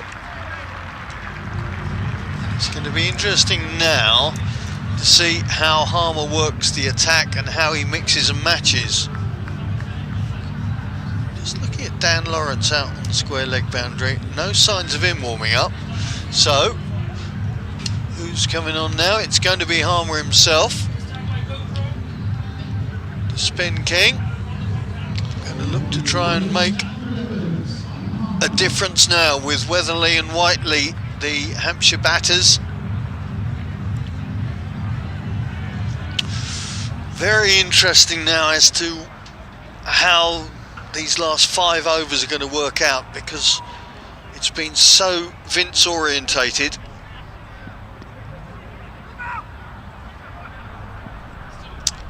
Yeah, I think the man at the crease right now will be a lot more relaxed. Harmer bowling his 3rd over. He'll be able to bowl it with a bit more freedom and a bit more confidence. But he's not going to get spanked out of the park. Harmer to Whiteley. Oh, he's gone! Just pulling that back, and Whiteley couldn't stop the shot. And, well, there is a little bit more change in the tide, maybe. That's what this game can do. We saw it a lot here on Tuesday night. So many ebbs and flows, and Harmer just took all the pace off that ball, flighted it up, and he was just a little bit early on the shot. You'll see here, he's halfway through this check drive, and it is beautifully He was going to bowled. go straight, wasn't he? He was going to go straight and look to loft, and he changed his shot there. Tremendously bowled. You can see the experience of Harmer there. Lovely little bit of drift as well.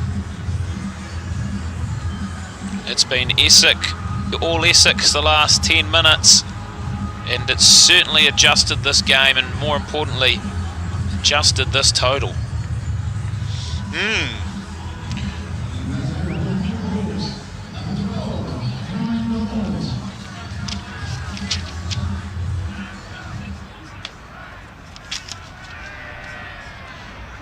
Donald into the mix.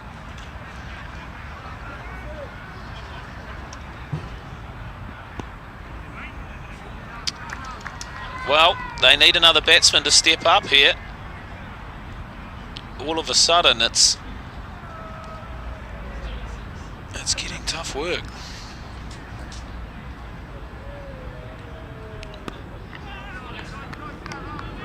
Again, Harmer able to just spin the web in so many ways.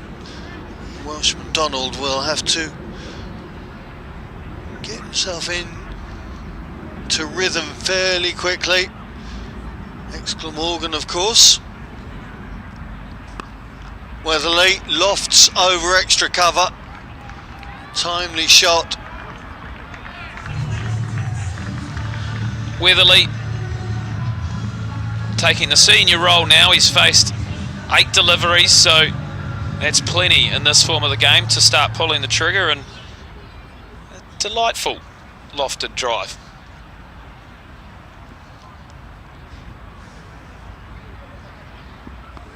Donald playing his first game of this campaign. Played a lot before, of course.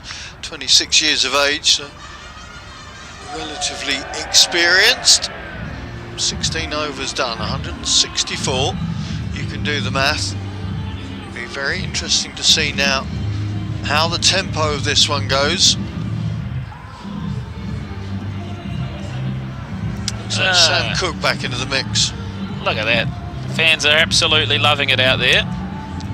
Sun shining down, the last bit of it, so enjoy it.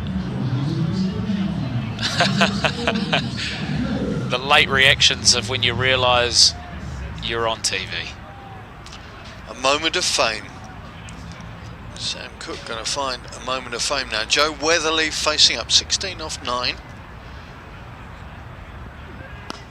Going full, and that's an easy four for Weatherly. 6'3", so he's got quite a reach on him.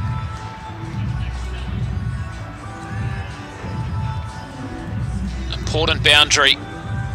Cook starting to bowl into the death, and he's just over pitched that ever so slightly. Well played with mid off inside the circle.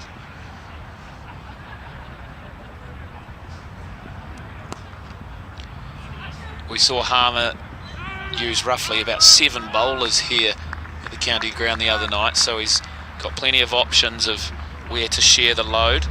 But with 3.5 overs remaining, obviously we've got Sam's in the wing, and then Walter's still got 2 up his sleeve. He's been a little bit, well, he just got the full treatment of Vince, so I don't think anyone can comment on their stats tonight. It was all the Vince show. Certainly was.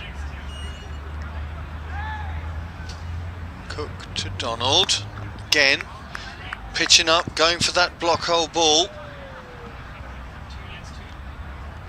So run rate just a tickle over 10 now. So 170 with just over 3 overs. All of a sudden that 200 isn't as close as they thought it was. So this is a superb fight back from Essex.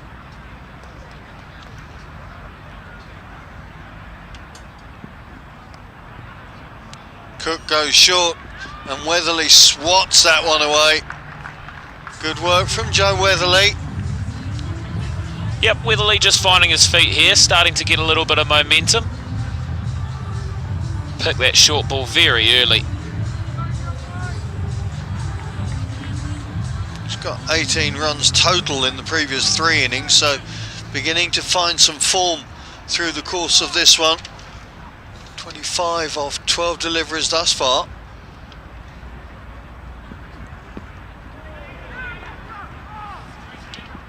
Very well bowled, a great comeback ball, nose and toe sort of stuff from Cookie.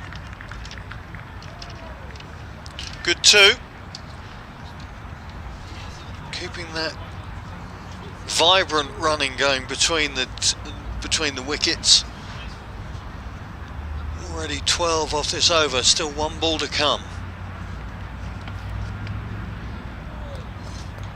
Been looking to pin him full on the leg side here, try and squeeze one in. Does just that.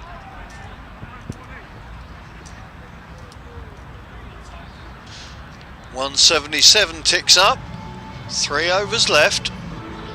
Doesn't look like that 211, 220 may be a realistic target now for the Hawks, and certainly Harmer, Wesley and Rossington in committee decision on the wicket as to what they do now for the last 3 overs, the best matchups with these 2 particular batters in. Donald in for Tom Prest this evening. Looks like it's going to be Critchley, I think, again, with his final over, 1 for 36 thus far. Surprised James Vince with that bouncer ball that ultimately got his wicket, but not before Vince had given him a bit of tap, it had to be said. Yeah, I like this. I like bringing in Critchley here. He looks comfortable in the death.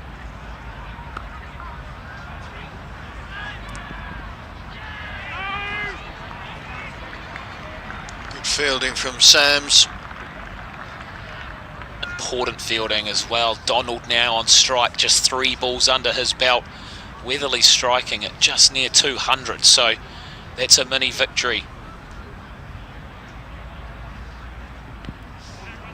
And Donald trying to open those shoulders. They're going to get a couple out of it, little fortuitously perhaps, but he was going for that shorter leg side boundary in front of the pavilion here at Chelmsford. So we took the pace off that one a little bit more. This could be darted. Gone high. Who's underneath it? Robin Dass is the man.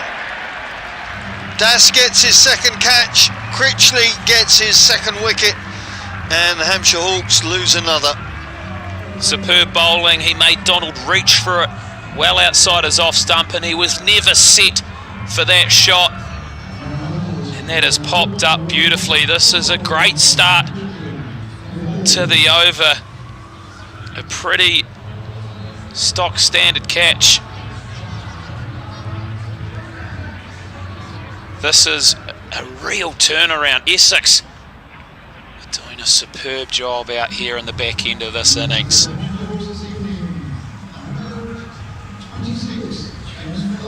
James Fuller to the crease. Great to see him playing well on this side of the world.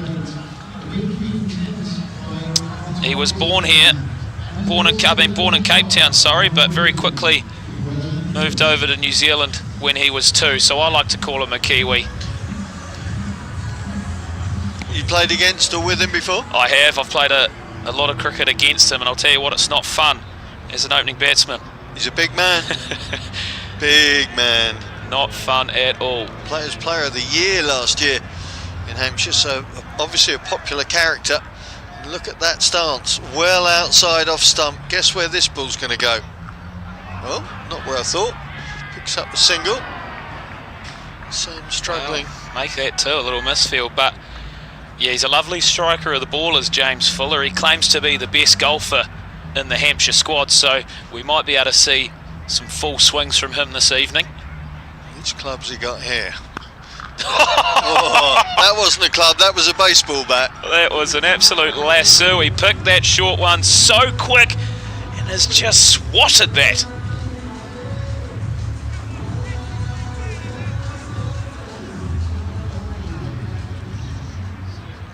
Fuller only batted once in that Surrey game and got a single. He's got a lot more ahead of him now.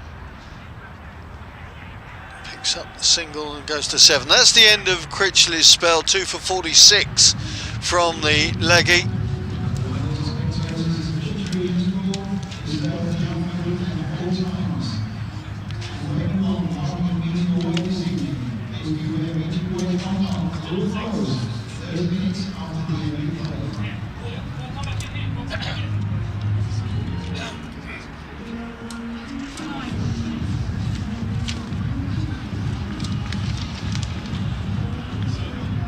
All right.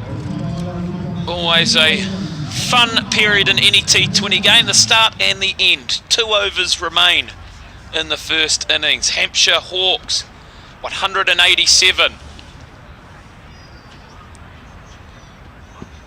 The experience of Daniel Sams to bowl the penultimate over. They've done well to pin them back. Can they continue to restrict the Hampshire Hawks today? Been bowling well so far, Daniel Sams. 2 for 36 in the Gloucester game off his 4, and then was 2 balls shy of his 4th over. 1 for 19 when he got that final wicket at Hove last night. Anything under 200 is an amazing effort. And gone high. He hasn't picked the slower ball, and Sams takes another. Well bowled. Sam Cook, a very simple catch. One pace bowler helping out another, and another wicket falls for the Hawks.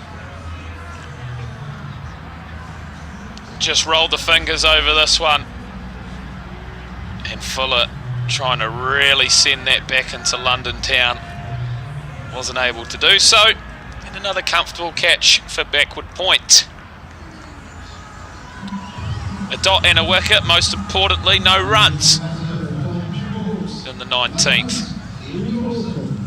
And we are effectively creeping into the tail. Well, I think Liam Dawson may take slight offence to that, but he's a feisty character, is Liam Dawson, no question about that. Well, with over 2,000 runs and a high score of 82, he'll certainly be taking offence to that. Came on loan here back in, I think it was 2015, and managed a 99 opening the batting in a county championship game. Played a couple of T20 games as well, I think.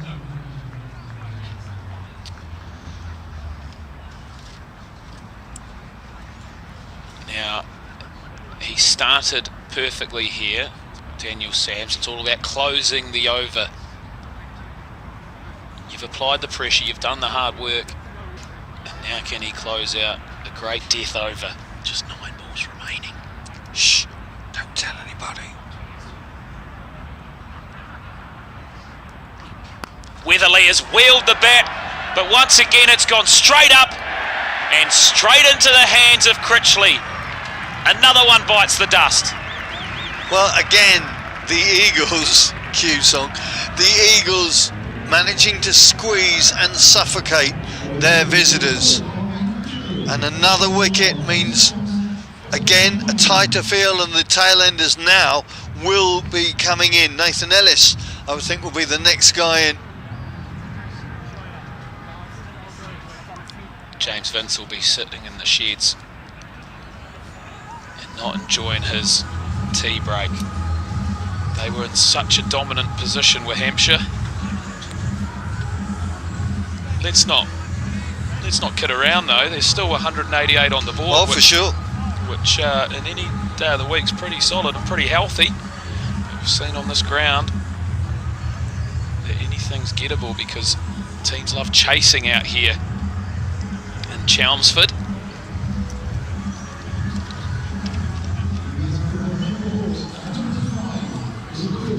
Well, Chris Wood being promoted above Ellis and Curry. He's beaten point and he's beaten the sweeper. Bonus runs, much needed runs.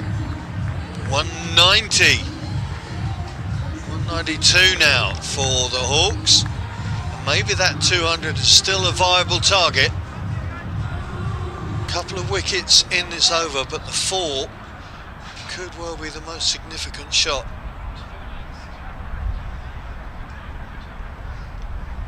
This has been an amazing over. Can he finish? Be a great option. Fielders scurrying everywhere trying to get stumps and ball covered, but that's a good over from Daniel Sams. The 3 for 28, good figures from the Australian. Superb figures, showing his worth there, no doubt about it. He has played so much cricket around the world, 125 T20 internationals, and his stockpile of wickets keeps on growing. We welcome our skipper back to the attack for the final over. He's from the River End. Can he close this one out?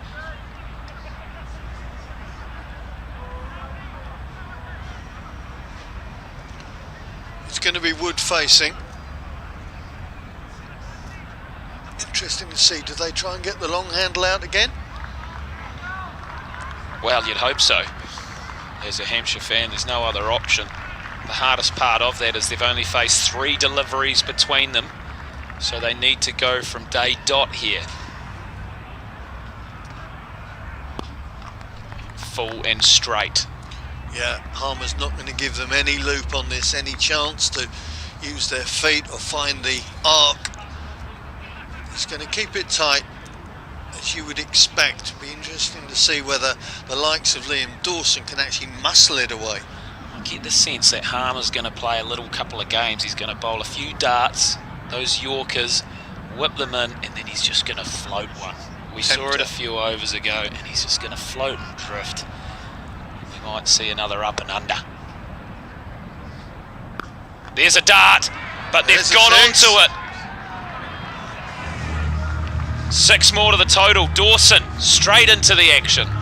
Dawson doing exactly what the Hawks needed there, taking the Eagles skipper deep. That is a fine shot when it's only the second ball up, and the 200 is up, and there's still 4 balls left to come. He's gone again. Has he got enough? You bet he has. Vital maximums here at the end of the innings. Well, won a World Cup, of course, with England in the T20 format, so he knows all about how this game works and ticks. And Liam Dawson has come in at the death and is making a difference for the Hawks. 206 now with 3 balls left. This is huge, not only for the scoreboard, but for momentum as well, entering the next stage. Oh, and he's got another one. That's 3 on the Jonathan Trott. It's gone. 18 off 3 balls from Liam Dawson. And suddenly, as you say, psychologically, that is a big switch for both teams when it looked like the Eagles were managing to claw this one back in.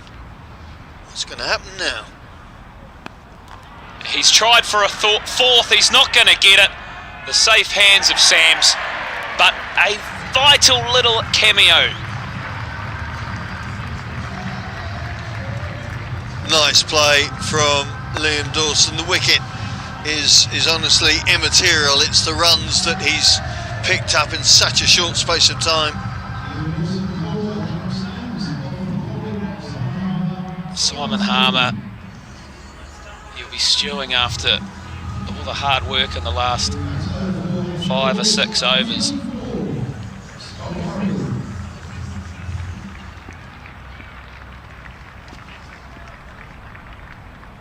Last delivery. And they've pitched it out for 1, if not 2. Oh, Walter's gone to sleep down there. He's gone to sleep and let slip an extra run. Rob Bailey's just saying, what are you arguing about? Wow.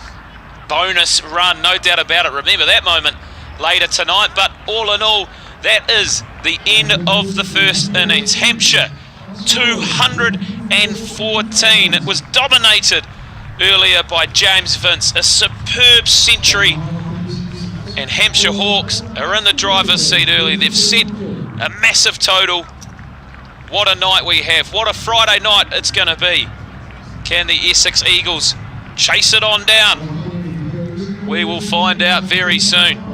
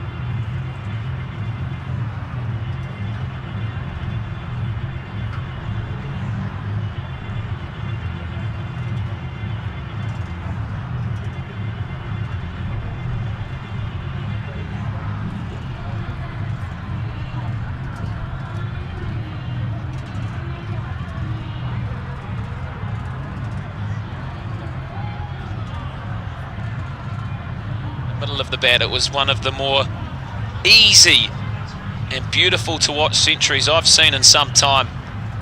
So he got the account flying for Hampshire, and then it was a few cameos that helped their total to 214. Taking place, which is an £800 donation by the CUFC Consortium to the Graham Gooch Scholarship through fundraising. We're pleased to welcome Jeff Dewing of the Consortium and Group CEO of Cloud to present Graham with the cheque.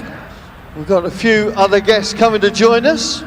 Can they get in the photo? I'm going to jump out of the photo.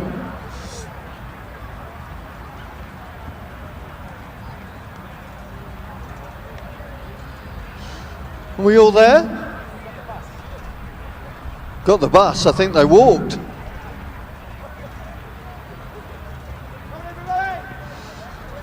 In your own time, folks.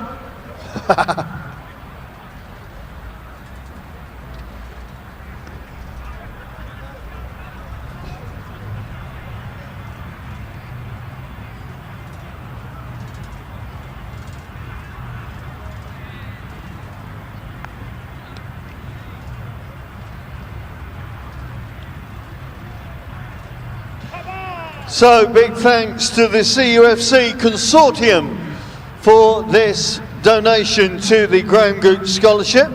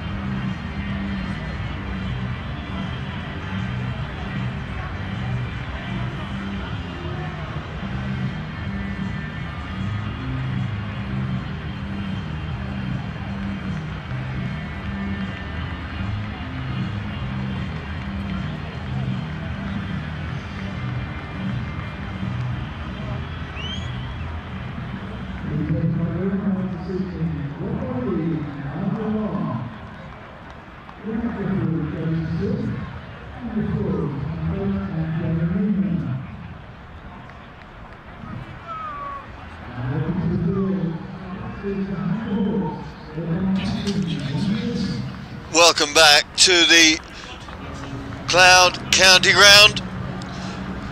The Hampshire Hawks setting a target of 215 for the Eagles to go for. Principal contributor, their skipper once again, James Vince, with a wonderful century. 8 fours and 8 sixes within that 103. Now, a change already in the Eagles lineup, because I'm seeing, was that Dan Lawrence? No, I think it's Feroz Cushy. No, there's no change. Cushy is out there. Beg pardon.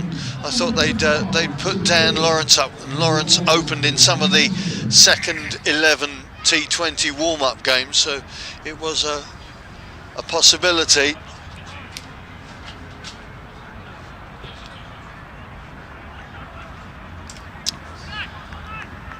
Great to get ready to go here for the second dig. We've got some exciting cricket to come. Strap yourselves in. Here we go. Rossington facing up to Chris Wood. White ball specialist, of course, now Chris Wood. Big innings for Adam Rossington. Really hasn't fired as yet. 5 and a 3 just indicates he hasn't got himself going in the opening 2 games in the Eagles campaign. Did such great things, of course, in the inaugural South African T20 with that 20 ball 50 in the final for Sunrisers Eastern Cape. Coming down the track and going, anything James Vince can do, I can do the same. I feel sorry for the people in Hayes Close. They are having a busy night. They might as well be at the ground because they are getting a really good piece of this cricket. Electric start, and electric start is what is required. Great footwork from Rossington.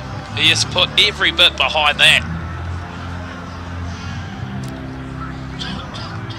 Mentioned that innings he produced for the Sunrisers, and of course the coach of the Sunrisers happened to be Adi Burrell, who's the head coach of the Hampshire Hawks, as once again Rossington strikes out and suddenly is in double figures already. What I've loved tonight is seeing everyone playing so straight. Some great runs in the V, and that is another one to add to the highlights package. Pure striking. The new ball is when everyone is attacking.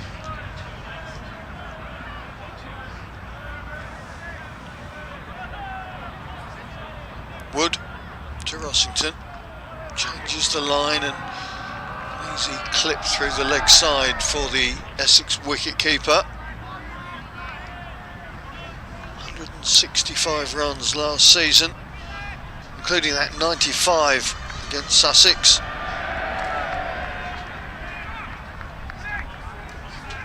Feroz Cushy, a man who has been in very impressive form for the Eagles thus far. 34 off 14 in that opener here against Gloucester, and then 55 off 38 at Hove last night. Yeah, he's an exciting young player. I love watching his whippy hands, fast hands, so he can turn anything into something pretty quickly. Glorious 55 just a few days ago. Oh, last night, wasn't it? Yeah. How time flies. It's that James Vince. It's that James Vince innings that's done it. Oh, the Vitality Blast. It's every night. And Rossington, that's a really good stop from Scott Curry. Really good work by the young bowler. 15 off the opening over. It was 17 off the opening over for the Hawks, but the Eagles pretty much matching it up. Yep, they'll need a lot of that tonight. Need to put their bodies on the line, need to save every run. For me, this total is bang on par. I reckon it's the type of total that'll go down to the wire. Essex Eagles have to be on fire all night, but it's fielding like that that'll go a long way at the end of the day. That's the key, I think, George, isn't it? To make sure that you don't drop behind, too far behind. You're starting out at, what, 10.5 and over or whatever it is. You cannot afford to go, beyond 12s and 13s before you have to really start having to opening shoulders. Fuller opening the attack from the river end. That one caught a lot of the body. He's looking to the sky here. Do not show any pain. Especially when it's against your former teammate, because James Fuller was in that Eastern Cape side. Yeah, I can tell you now, I've been unfortunate enough to face James Fuller, and we're on a small cricket ground, so his run-up looked absolutely ginormous. A very intimidating sight. Cushy facing now. Wood already been kept very busy down at short fine leg.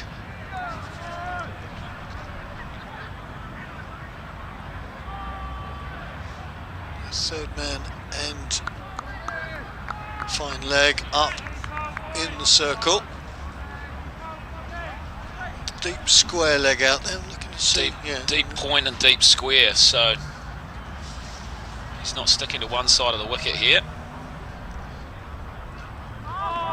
Good pace from Fuller. He was warming up in front of us earlier on. As I say, a big man, and seemed to find relative ease with putting it through at some fizz. Yeah, he's a really tall bloke as well, so strong, and he bowls that horrible length as a batsman where it comes through it around the hips, and it can be so tough to face, and especially with the pace he's showing tonight. He's got a little bit of breeze behind him to fill him with confidence as well.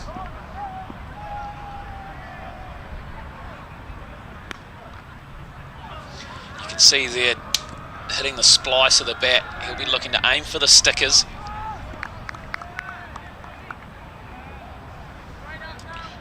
Just able to get that little bit of extra bounce.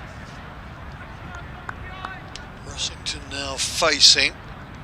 Interesting to see whether he pulls his lengths back just slightly or whether he goes full up. He knows what Rossington's like. He knows the driving capacity of the Essex wicketkeeper. Dot ball. Good bowling from James Fuller. Turning into a very, very good start from James Fuller here. We remember James Vince taking to the first over of this game, and then Essex being able to pull it back ever so slightly. But Fuller, he's breaming with confidence here. Final ball of this first over. Just dipping down leg side to give the extra run and the extra ball.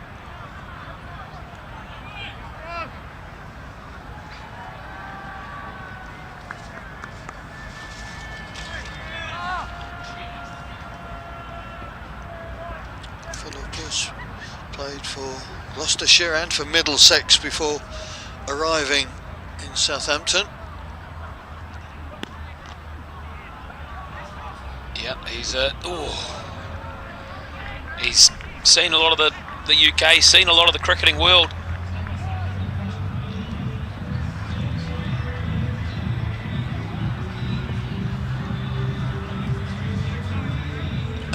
Then off the opening 2.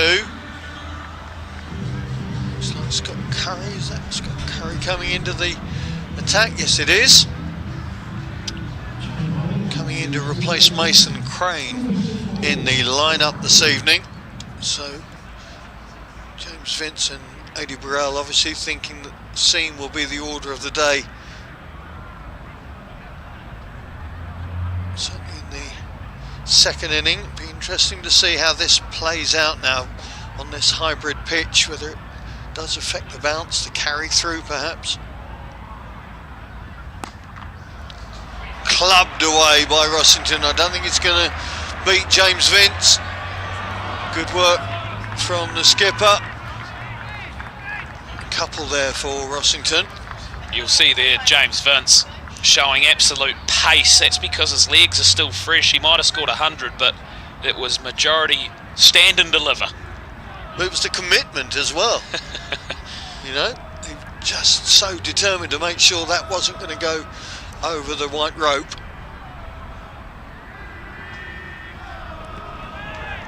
Rossington really swinging for the fences early in this innings. We love to see it.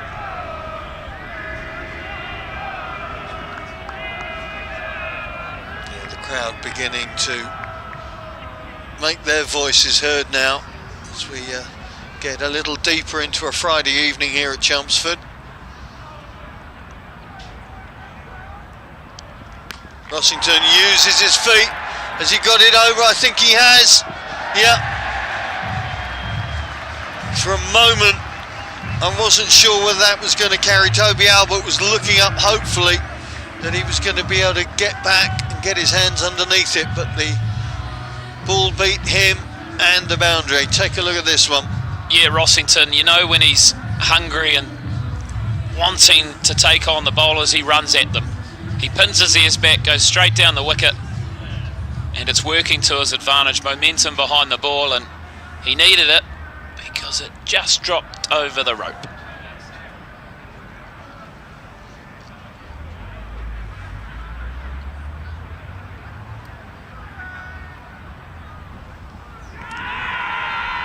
Good comeback from Curry, and Nigel Long has given him out. Rossington, like McDermott in the Hampshire innings, can't believe that that was given, but he's walking. Well, he's almost given his own bluff away. He started walking across to point, so Nigel Long has openly assumed that he's walking. As you can see, there's a lot of talk and a lot of debate, but he almost gave it away himself there, Rossington. Hold your ground, sir. He will be fuming, absolutely fuming. Another great delivery. And that has skimmed the stumps, if anything. It's the bail, isn't it? That has hit nothing but the top of the bail. Catastrophe out here. We've seen it twice tonight. Look at this. A coat of varnish off the top of the bail. That's why he's walked. He thought he's been clean bowled. Oh, those bails are 2 ton. Well, they need to lose some weight, that's for sure. Dan Lawrence in to face Scott Curry. Wow. Very rarely do you see that. No wonder he was walking back to the hut. He heard it hit the stumps. Nigel Long was equally confused. But in hindsight, that is a little coach colour. So, first wicket down for 27. Well, although it tickled the bails and it didn't come off, that doesn't mean it wasn't a superb delivery. Absolutely right, and that's a good over. Although he got clipped for that 6, that's a good opening over from Scott Curry. And Dan Lawrence and Feroz Kushi would just have to weigh up now where they're at with 28 on the board, 3 overs done. The run rate just starting to head northwards, 11 now. Looks like Chris Wood changing ends. 15 came off that opening over from t'other end. Lawrence again using his feet, but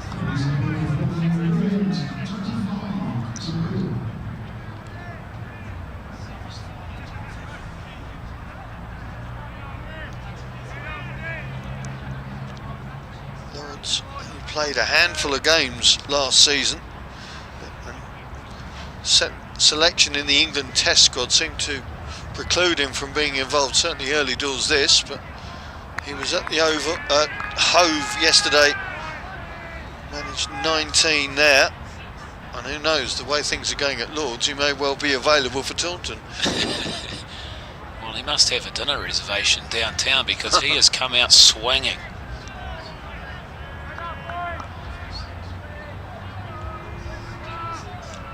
Interesting little period here, 2 fresh batsmen.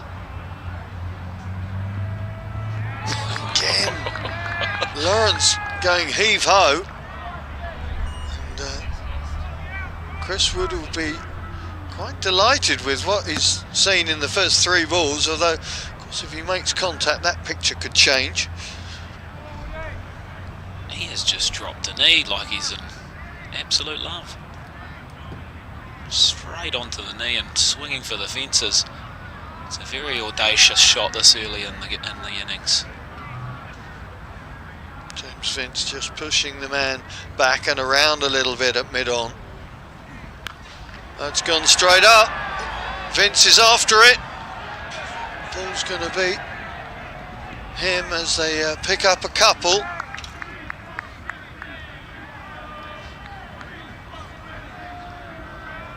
Dan Lawrence batting like an angry young man at the moment. Yeah, there is plenty going on in that head right now. Or arguably nothing but throw the kitchen sink at it. And again. He is absolutely going for it. Has he been batting in the nets for an hour? I think he thinks the target is 30 off 6 balls.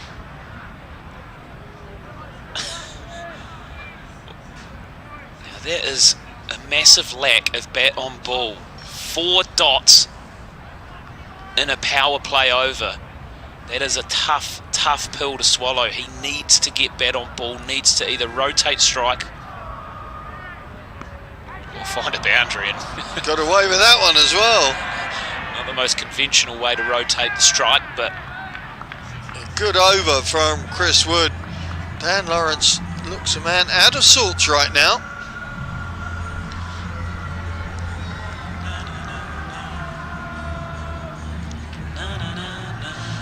Two overs left in this power play. Other Beatles tracks are available.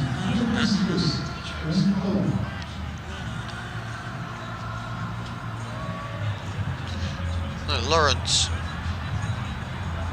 back on strike. James Fuller changing ends as Chris Wood did the over before.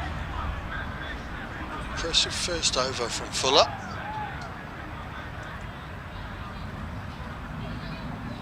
Again, Lawrence uses his feet. He's made better contact with this one, and it's gone for 6. 6 over, extra cover from Dan Lawrence. Well, will that settle him in? well, it was just a matter of time. It was either going to hit the stumps or hit the bat, and he's gone all the way. Nigel Long raises his hands to the sky. At some point, one of these needed to fly, and he has reached for that and kept his elbow up. For that to go for 6, that's a phenomenal shot. What's the comeback from Fuller? Again, Lawrence down the track. Again, it disappears over extra. This time, one bounce means it's a 4 ball for the England batsman. A wry smile, and rightfully so. Back-to-back boundaries, accessing the offside beautifully. That'll calm the man down. Now races to 14 off 9. He certainly signalled his intentions. I think he's only one way or the highway here. Just pulling back in his crease to push it out through leg side.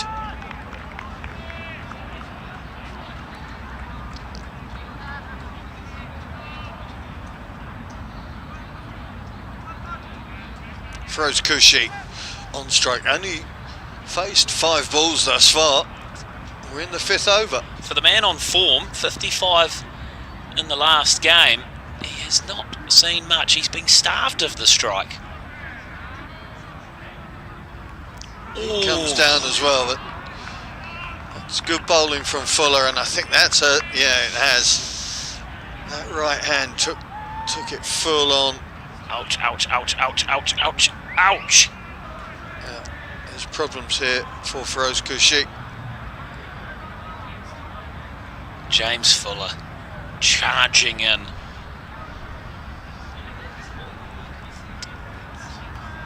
Talking to him before the game. Tells me he absolutely loves a steak, and well, if he can bowl that fast, he must have eaten a fair few.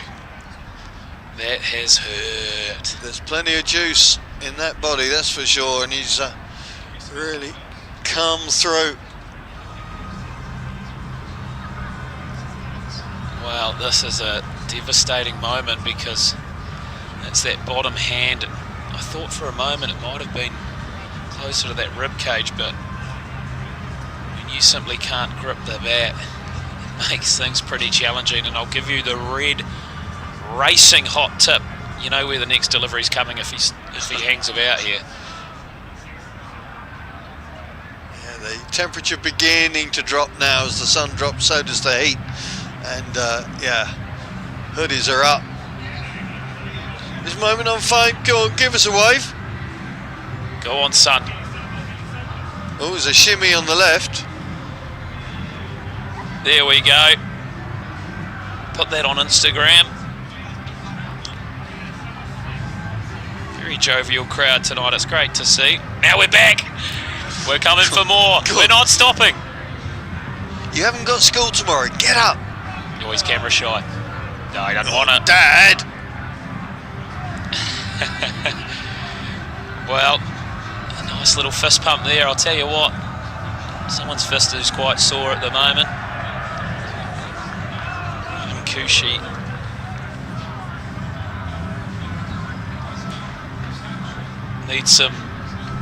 Need some frozen peas on that. I see what you've done there. I see what you've done. It's not clever, but I see what you've done. Let's have a look. Just looking to see whether he can get that glove back on. Oh. That's a struggle. Don't do it. Don't do it. We've all been there, right?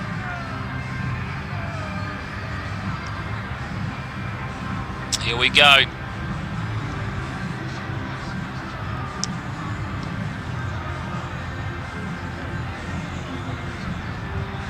Decision time. Helmet coming. Oh, drinking of water. Okay, this is looking more positive. Looks like he's going to stay, doesn't it? Yeah. Next up would be Matt Critchley. I suppose Robin Das could be promoted if they needed to get Cushy off in the power play. Ben Ellison there helping him out with some H2O, some magic water. Some magic potion. He needs some chocolate. That's the only magic that'll help him out here.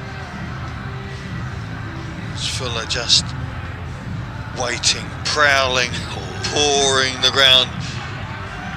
Guess what this ball's going to be, son? Guess where this one's aimed at. Nasty fasties, they love this stuff. And as batsmen, the only time we love it is when we're sitting in the slips. Watch the length, watch the mitts. Cushy went slightly towards square to make sure he could swing his hands through. I'd like to see James Fuller bowl a slower one here. I feel like the adrenaline's running high. He thinks it's coming for his hands. Just take the pace off it, because I feel like Feroz Kushi could be overthinking things a bit. And as you saw there, he danced down the wicket.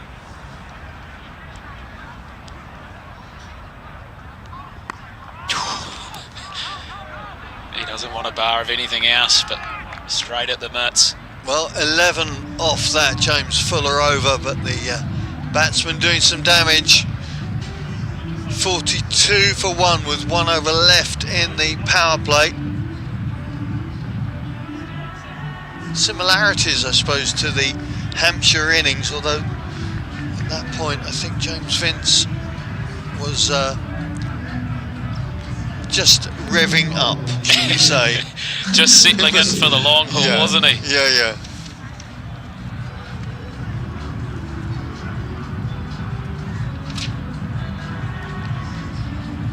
It was an absolute onslaught.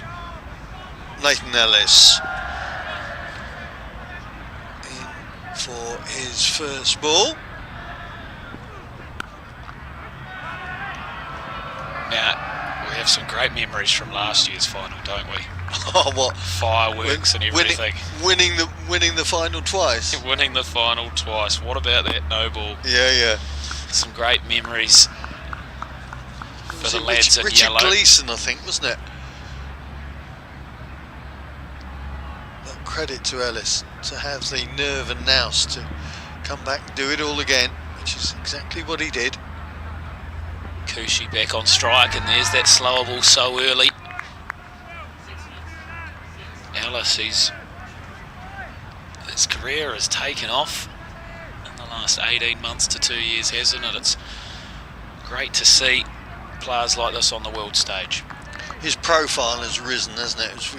You know, all these T20 competitions are seen everywhere around the world, so everywhere is a showcase, and whether it's IPL or Vitality Blast or wherever, when you're producing the goods like Nathan Ellis is on a fairly regular basis, then you're always in the shop window. He certainly has got a lethal Yorker. We saw it there, catching up on Cushy. But the great thing about this Vitality Blast, not only is there so many games all over the country every other day, if not every day. Yep. There's so many great players here to witness as well, so if you are a local coming down to these small grounds, you're getting some big names right in front of you. Shot. Classic. Go, I think Vince will get that. Yeah, great work once again from the Hawks skip. Yeah, as you rightly say, George, I mean, you know, Essex late to the party in terms of getting started, and I think they've got, what did I say, 14 matches in 33 days. It's a huge ask, but it does mean that once you get momentum, that's self-propelling, and even if you hit a road bump, there's a chance to go again the next day or the day after that. Yeah, it goes one way or the other, doesn't it? When you're in form, it seems so easy and you just want to be out there all day, every day, and then if some of the players are searching for form, you don't have a ton of time for nets, you don't have a great deal of time to train and practice in your areas of fault, so you've got to come back out every week and face world-class bowling to try and hit yourself into form, which is never an easy thing to do with 140 clicks coming at you. It tests your resolve, that's for sure. Lawrence. He's got another one away. We were just about to say he's slowing down, but no. Here he goes. Half century is up, one ball inside the power play. Dan Lawrence just settling in, you get the feeling now. He had that rush of blood to the head through the James Fuller opening over. Now seems to just be settling in, 22 off 13. Final ball of the power play. We've had a shift. Cover sweeper has come in, and now we've got a deep mid-wicket and a deep square leg. But I feel like with that straight drive we saw before, that beautiful cricket shot, I feel like Ellis got a little finger to it. He might be coming back to have a wee look at this. Yeah, I think you're right. There's concern for the Australian there. Let's just take a look, see if you can see. This is the boundary moments ago. A crisp shot towards the great crowds there, getting close to the action, but here is Ellis. Chucking down a little penalty. He's okay, good. He's not the tallest of bowlers, but he certainly skids it through at a rare old pace, doesn't he? The hustle and bustle. Yeah. All right, now we have the last ball of the power play. Beautifully bowled. He's given him. He's given him. Lawrence has gone. Ellis with the final ball of the power play gets one of the Eagles' premier batsmen. Lawrence goes for 22. LBW to Nathan Ellis, big wicket. It's such a skill to be able to take the pace off it, seam up as well. That is beautifully bowled. Lawrence absolutely perplexed, did not see that one coming. The little cameo 22 of 14 deliveries. Big moment for the Hampshire Hawks. Critchley, the man to replace Lawrence in the middle. And the Eagles just aware that that run rate's heading towards 12s. Can't allow it to get away. They've got to keep in control. Doable, well, that's obviously doable in the T20 format. But just wanting to keep the scoreboard ticking right now.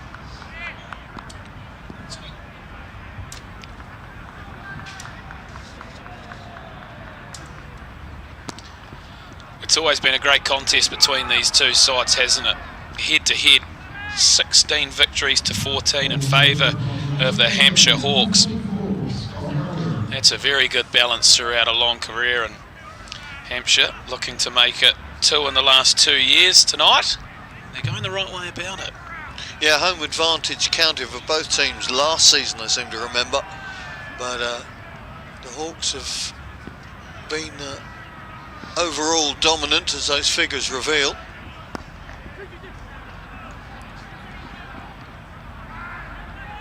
Critchley and Cushy, they need to spend some time together. This is a huge partnership in the context of this match. They need to take the pressure off their middle order of Paul Walter, Robin Das still to come.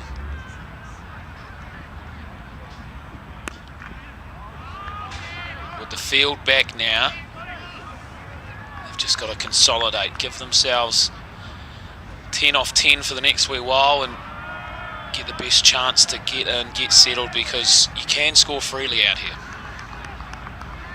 Just looking at Feroz Cushy, still looking at that hand, but seems to be okay right now. Critchley looking to invent something early, dancing around.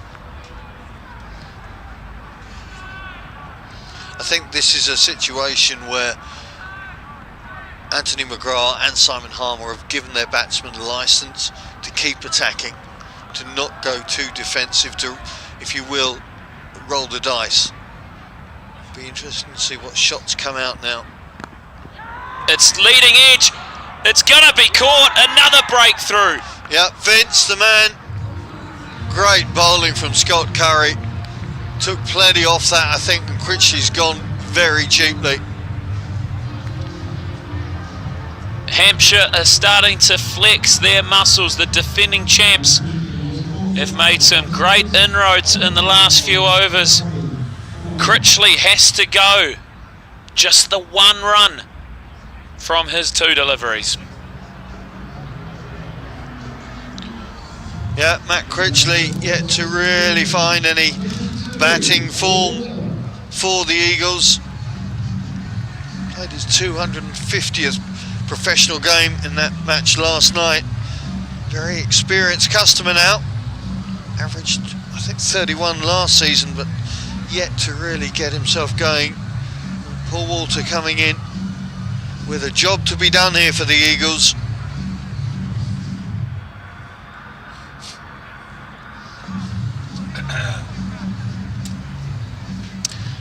Certainly has a big job to do.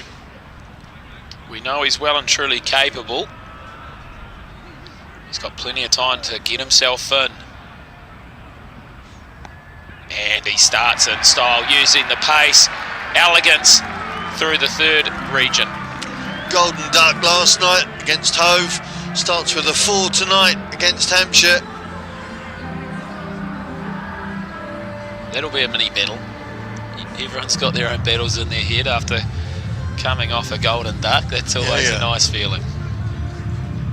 And quite relaxed, it appeared. Just setting back and steering that through. Right, Liam Dawson is going to come into the mix now. Another very interesting battle, particularly up against these two.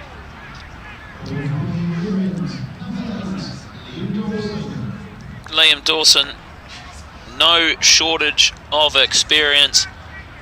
Played in the England T20 squad back in 2016.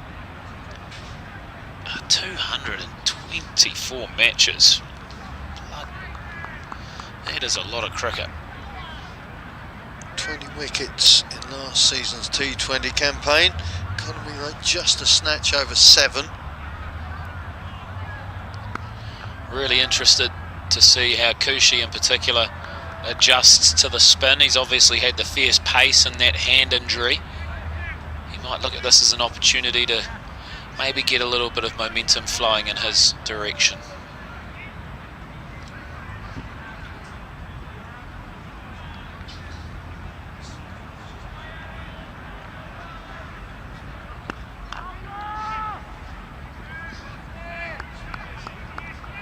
Dawson's played a lot of cricket, also played at the highest level of Test cricket as well, so exciting to see him in the flesh tonight.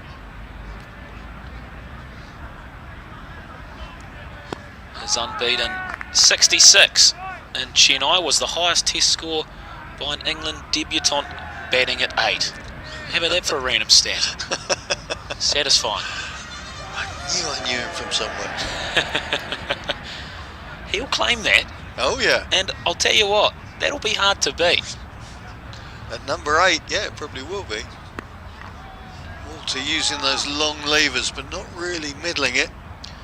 I've had the chance to study Walter and have a look at what he's capable of, but I've never seen it in the flesh. What's it like watching Walter at full flight?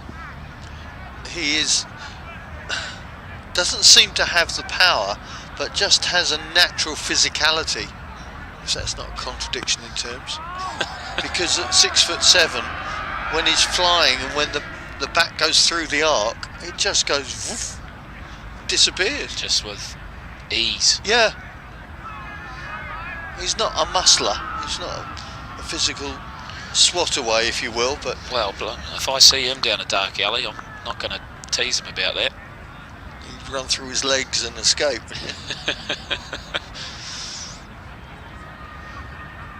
Good over from Dawson to start with.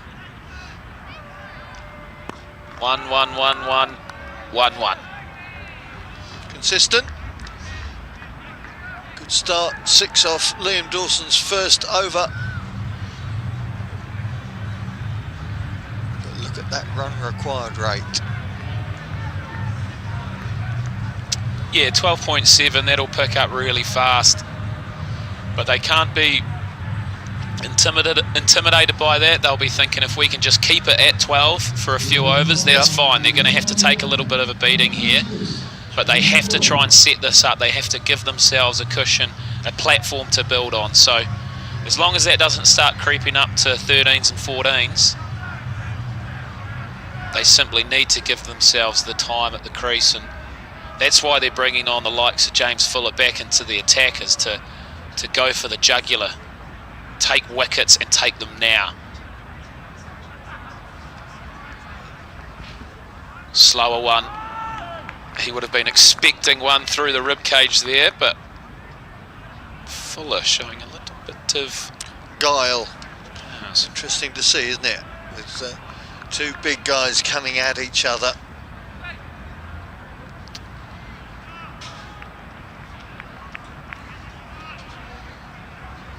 Beginning of the 9th over, so working our way towards that halfway point.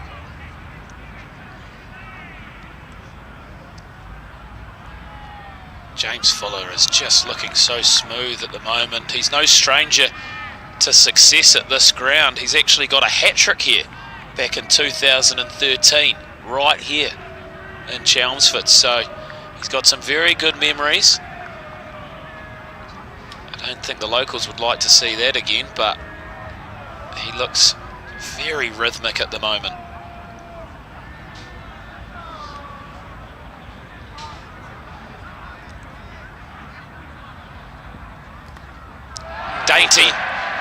Dainty shot. That's the way to do it. A flick over, fine for 4. Good work from Walter. Just improvising to get that different position and making good contact with it. And a 4 just when his team needed it. Just take a look at his foot movement here. Just setting up. There we go. Right outside off stump. What's the follow-up going to be from Fuller? Beautifully adjusted. Well, Walter kicking himself there.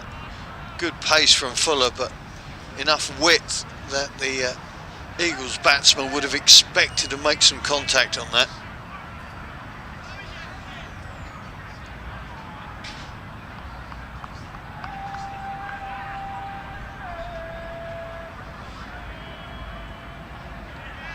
Penultimate ball of this over. A lovely little dance down the wicket, but just the single.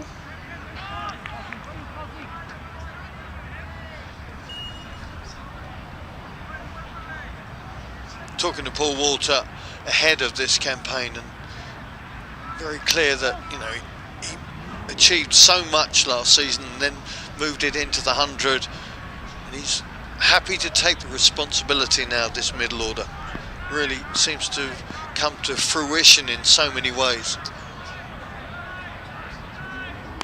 Cushy not so excited to see the reintroduction of Fuller, but that is a superb over at this time. Just 6 from it, slowly squeezing and tightening the screws are Hampshire Hawks.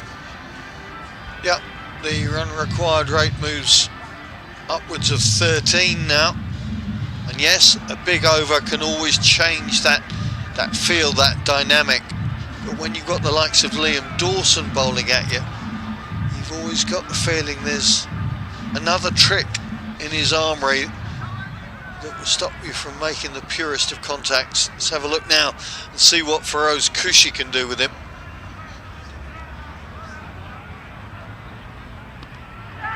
Brilliantly bowled. He's gone straight under the bat. They strike again. It's all Hampshire here at the moment. Yeah, Kushi goes. Doesn't get into double figures this time.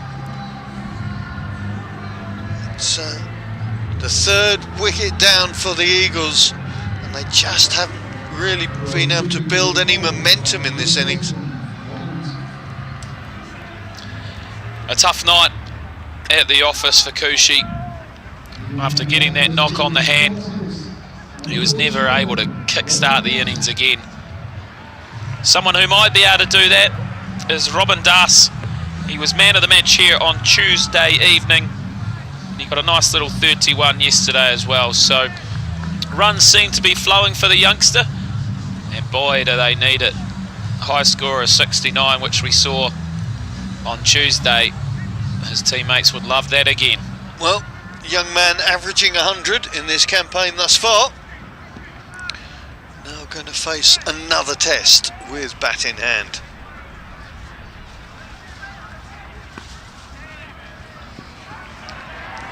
What a superb delivery. Absolutely harrowing in on the stumps and beat Kushi for pace.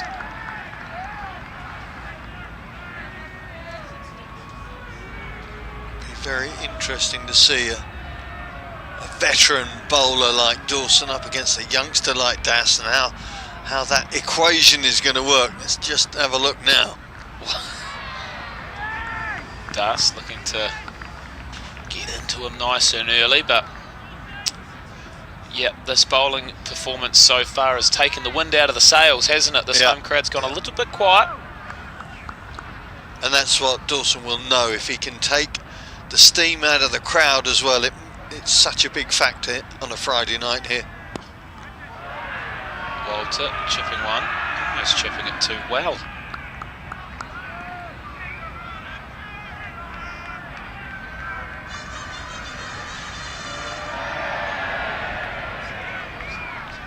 Das to face up once again.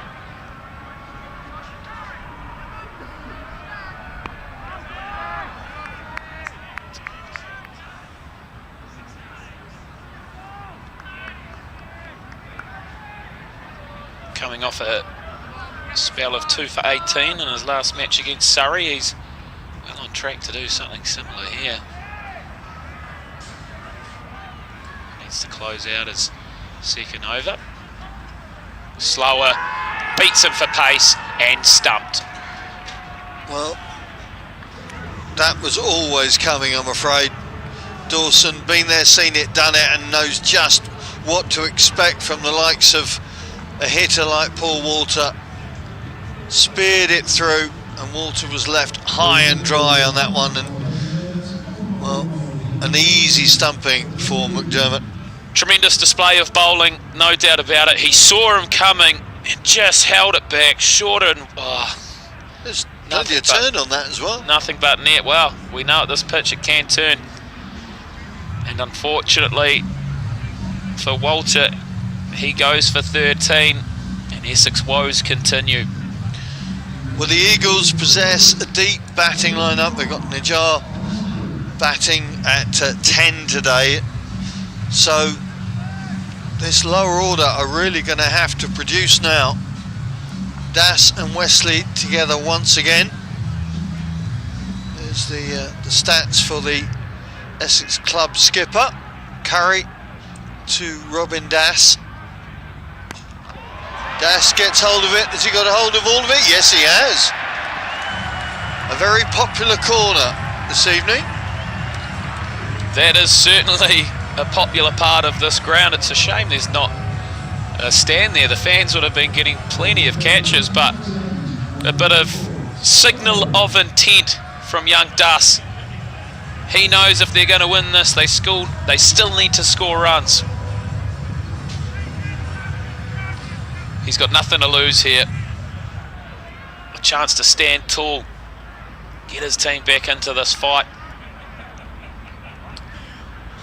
Also nice to apply pressure early in the over. Curry to Das. Stepping across his stumps there. Umpire not interested. They look very close. Let's take a look at this once again. Going right across your stumps, it's always scary. You lose your shape, lose your line. Outside off. Ridiculously. I think that was outside off, wasn't it? Oh, he's gone high again, but this time there's a fielder under it. Simple catch, and the wickets just keep falling. Eagles cannot keep two batters together. No partnerships really to put pressure on their visitors, and another one goes. Yeah, you mentioned partnerships, and that is the crucial word here. No one able to stick it out, no one able to stay together, and things go from bad to worse as the defending champions flex their muscles.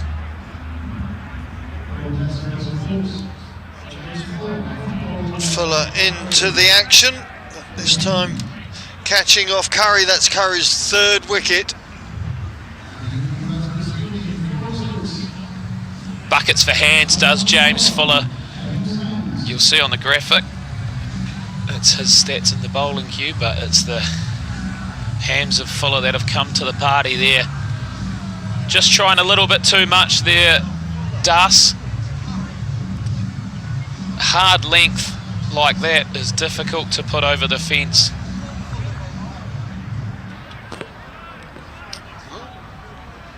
Fuller's stats up there at the moment, but he's out just in front of us at deep mid-off.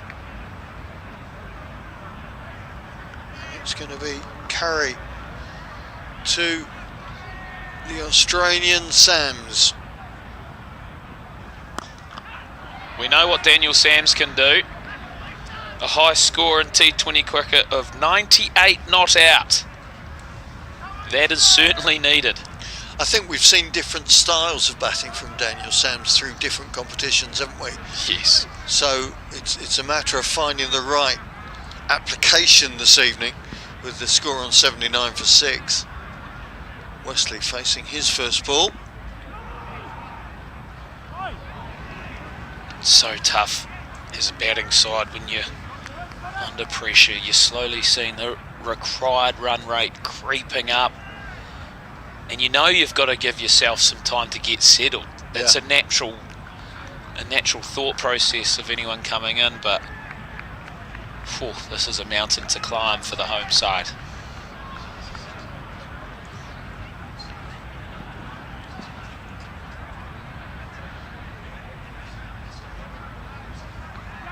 Good bowling from Curry, making it very awkward, and I wonder whether there's a bit of dew coming through on this track, because Curry seems to be getting a bit of purchase on it, as does Liam Dawson at the other end. So a good over from the young bowler. 3 for 21 his figures now. Very pleasant evening here in Chelmsford. Lovely location for cricket, so close to the big city of London. Jump on a wee train from Liverpool Street, no drama. Easy to get in, easy to get out. So Dawson to bowl his 3rd consecutive over, already a couple of wickets in the bag. And the master controller, Liam Dawson. Yeah, he's going to bowl 4 out here, and he's going to be hard to stop.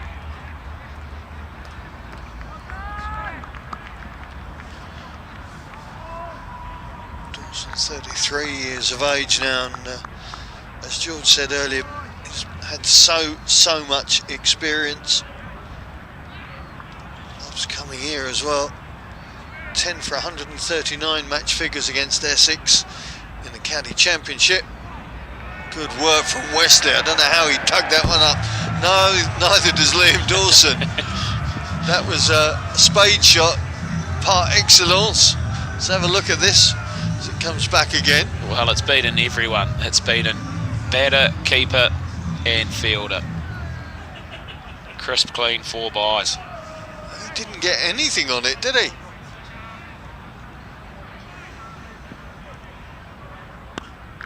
That's gone. Another one goes. Dawson gets another. And this time Wesley goes without bothering the scorers. Yeah, look, obviously in a really challenging position. They're losing wickets at a rate of knots, but for mine that's still very soft. Straight down the throat of extra cover, he's rocked back. The ball was there to be hit. You can put that almost anywhere on planet Earth, but unfortunately it's straight down the man of the moment, James Vince. It's his night out here in Chelmsford. Yeah, Vince the man, Dawson his lieutenant, doing exactly what his skipper wanted him to do. Now it's going to be the opposition skipper coming in with a position that's tough and getting tougher with every ball. Only just over the halfway mark, but 15 runs and over is the required rate.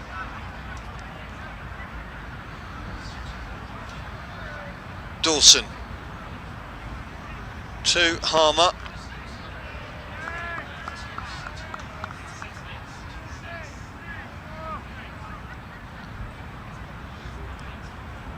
It is just consistent crumbling here in this second innings. The fall of wickets, right from, well, when they lost their second wicket, Dan Lawrence, 2 for 50, 3 for 53, 4 for 69, 5 for 74, 6 for 80, 7 for 84. It's just never have they got a partnership going, and they've given themselves no chance.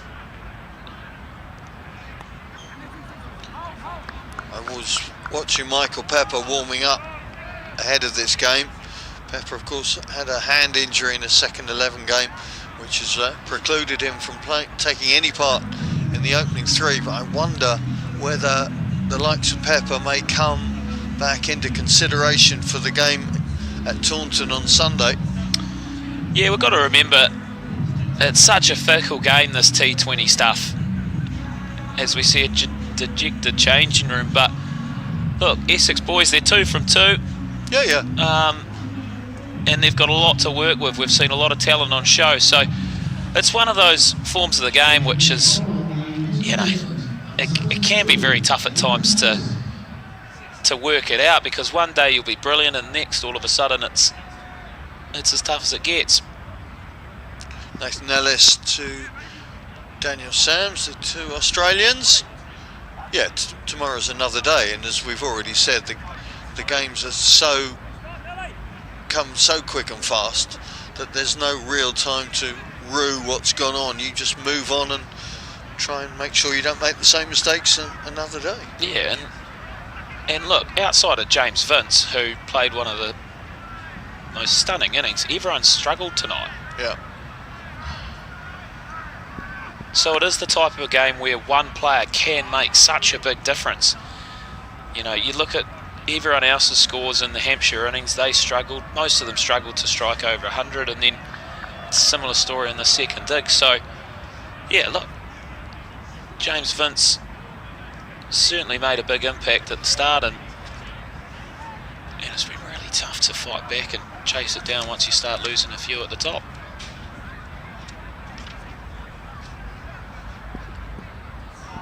Ellis bending his back to get that one up. The Hawks have got back-to-back games. They welcome Sussex Sharks to the Ageas Bowl tomorrow. On the back of this form, they'll be quite happy to go again within 24 hours, you'd think. Yeah, they've looked like the team of last year tonight, haven't they? Obviously, a bit of a rough start, just 1 from 3, but all of a sudden, finding momentum.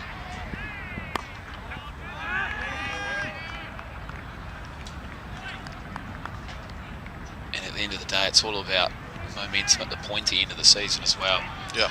You look back to what they did last year, their quarter-final was also a thriller. I remember that. They had a huge fight back. They were bowling in the second innings, much like tonight, and well, at one point they never looked in it, and then all of a sudden the wickets were tumbling, and so they got through the quarter-final, cruised through the semi, and then we all know what happened in the final. And another one bites the dust. This time it's Simon Harmer, castled by Ellis for 2 runs, and this match now only going one way. The pictures say it all smiles for Ellis. Sheer pace has harrowed into that leg stump. A little bit of an inside edge from Harmer was all he could get.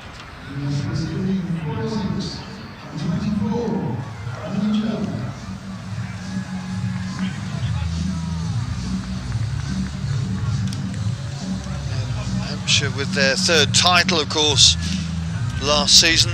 As I mentioned, having lost the first 4 games, came back strongly. Their first win since 2012. They beat Lancashire, of course, the year before, got to Trent Bridge as well, lost to, I think, Somerset in the semi-finals on that occasion. But now really rediscovering their mojo after the loss to Somerset at the beginning, beat Middlesex, and then the loss to Surrey 2 days ago. They have dominated this encounter pretty much from the word go.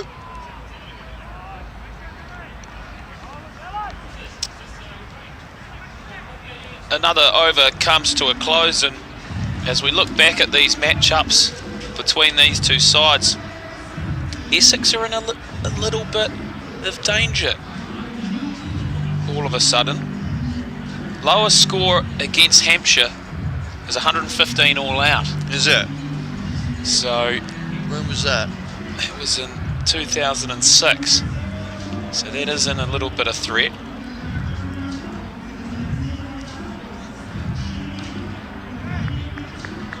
Dawson going to bowl his 4th and final over.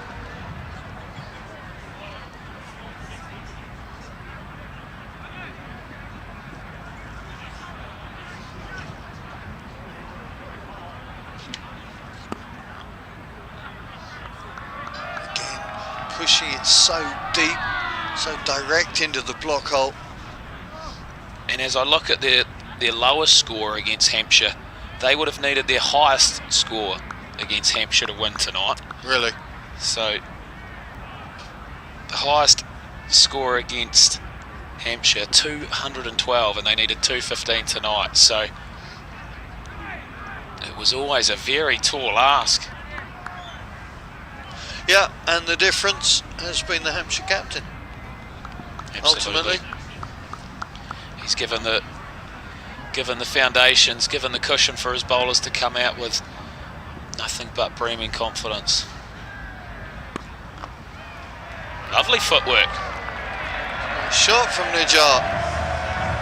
Nothing in the slow left armers union there to stop him from putting it through extra. Battle within a battle. That'll feel rather satisfying. Didn't have the best of days with the ball, Aaron Nijar.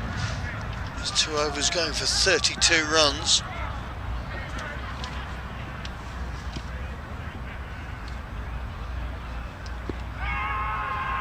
Well, Dawson gets his revenge. Next ball. Another wicket for Liam Dawson. What a master craftsman he is.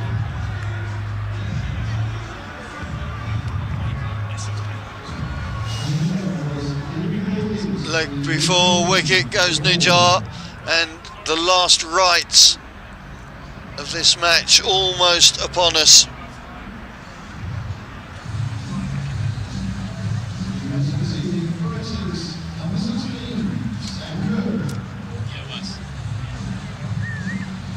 You almost don't give it out.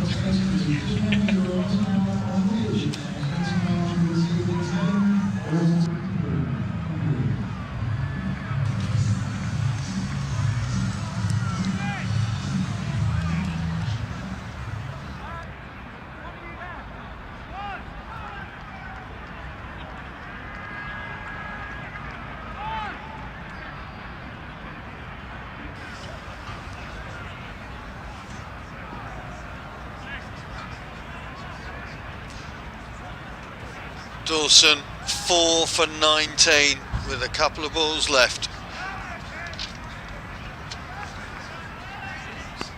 Oh, he will be begging for a fifer. His best ever figures in T20 cricket, 5 for 17. So he's close to that. Unfortunately won't be able to break that tonight, but I'll tell you what, you'll take 5 for 20 every day of the week. His last ball, can he get a fifer? No, not going to happen, but that doesn't diminish what has been a quite supreme bowling performance from the slow left armour. 4 overs on the trot, 4 for 21.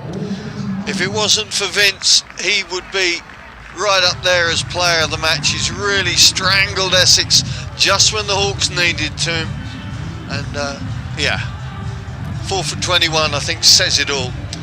Yeah, that is a simply superb display, showing every bit of his experience tonight. He really locked everything up, all the hard work at the top that started the rot, and he has squeezed this Essex side into the ground. Superb spell. That's it, James Vince is going to be under it. The captain who started everything for Hampshire finishes it off as well. Nathan Ellis the bowler, Vince the man, and that is a quite emphatic victory for Hampshire Hawks, winning by 119 runs. A very fitting way to finish, as you said. The man of the moment, James Vince, after a sublime century in the first innings, he's taken the match-winning catch. They've done it within 15 overs in the second innings. A stroll in the park, but a very, very good victory from the 2022 champions. They're certainly back. Oh yeah, and how? And that's been a problem. You think back to Kent winning it a few years ago, the problems they had the following season. Defending this title is never easy. And it hasn't been the easiest of starts for the Hawks, but they seem to be going again, and you wouldn't want to bet against them being at Trent Bridge in a few months' time, would you? That's right, it's time at the wheel. Sometimes it just takes a little bit to get things in motion, but they've certainly done that tonight and really announced to this competition that they are finding their feet. And well, after breaking the record for most runs ever in Vitality Blast history, James Vince has put the cream on top tonight. A superb knock at the start of the day. 103 from 48 balls. A dejected looking Essex side It was a superb Friday night with a packed house, and unfortunately the locals did not get to see the desired result, but that's T20 cricket. That's why this game is so tough. Challenging to get momentum and difficult to do it week in, week out, but on this occasion, in this competition, it's day in, day out. No time to look back, only a chance to look forward.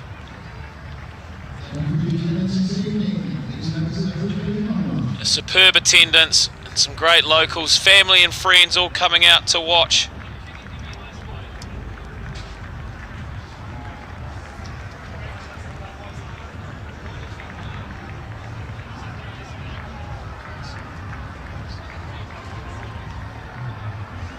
.96 all out, there's no easy way to say it.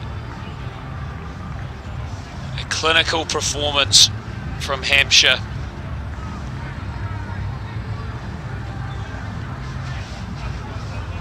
As we review some proceedings, we're going to go, before we look at the scorecard, we're going to throw down to the ground and see our presentation party.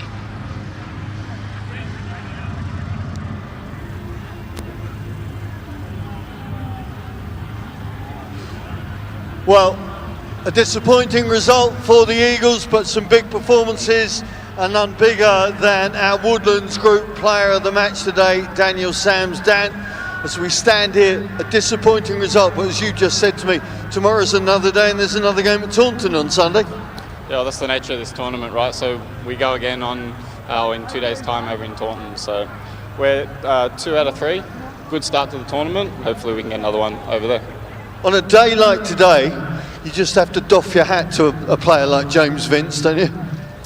Yeah, I mean, he's obviously a world-class player. I think we weren't perfect in the power play, and at this ground, because it's so small, if you're not perfect, someone like that's just going to take you down. But you bowled particularly well, that wicket maiden, that first over that you bowled. You really seem to be in great rhythm at the moment with the ball in hand. Yeah, I'm feeling really good. I've changed a couple of things with my action. I've had a fair bit of training, so yeah, I'm feeling really good. It was good to be able to have a good spell tonight. Batting was always difficult when you're up against somebody like Liam Dawson as well, who knows just how to bowl on this track. It just didn't, no partnerships existed, did they, to really put pressure on the visitors? Yeah, I think in the end it was probably a pass score, but because it's such a high total, if you can't get any momentum, and like you said, can't get any partnerships, then you just, yeah, it's tough. It's tough. Oh well, Taunton on Sunday. Today's Woodlands Group player of the match, Daniel Sams. Thanks, mate.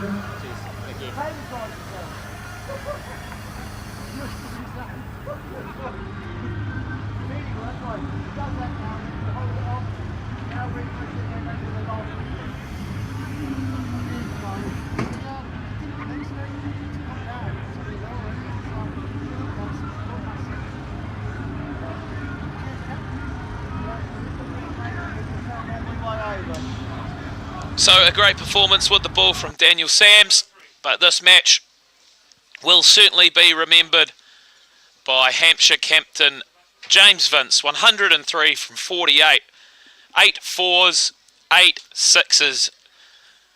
It is happy reading if you're a Hampshire Hawks fan. He was the only batsman really today that was able to get things going. A nice contribution from Toby Albert there, 38 from 30. 3 wickets for Sams, 3 wickets for Harmer. And then Dawson with the ball. Bowled superbly for his 4 for 21. But they all bowled so well in tandem. Once they got on top, Essex had no chance of fighting back in. So Hampshire Hawks have done it, and they've done it in style. They win by 118 runs. They will move on tomorrow. A very quick turnaround, which I'm sure they'll be happy about after such a dominant victory. They play Sussex tomorrow, while Essex are back in the action Sunday against Somerset. As the lights go down here in Chelmsford, we say goodnight once again. It's the Hampshire Hawks, the 2022 champions. They are back in the winner's circle against the Essex Eagles. From myself, George Harper Jr., Simon Ward and the fantastic production crew here at the Cloud County Ground, we say goodbye, we say goodnight, and we'll see you again soon.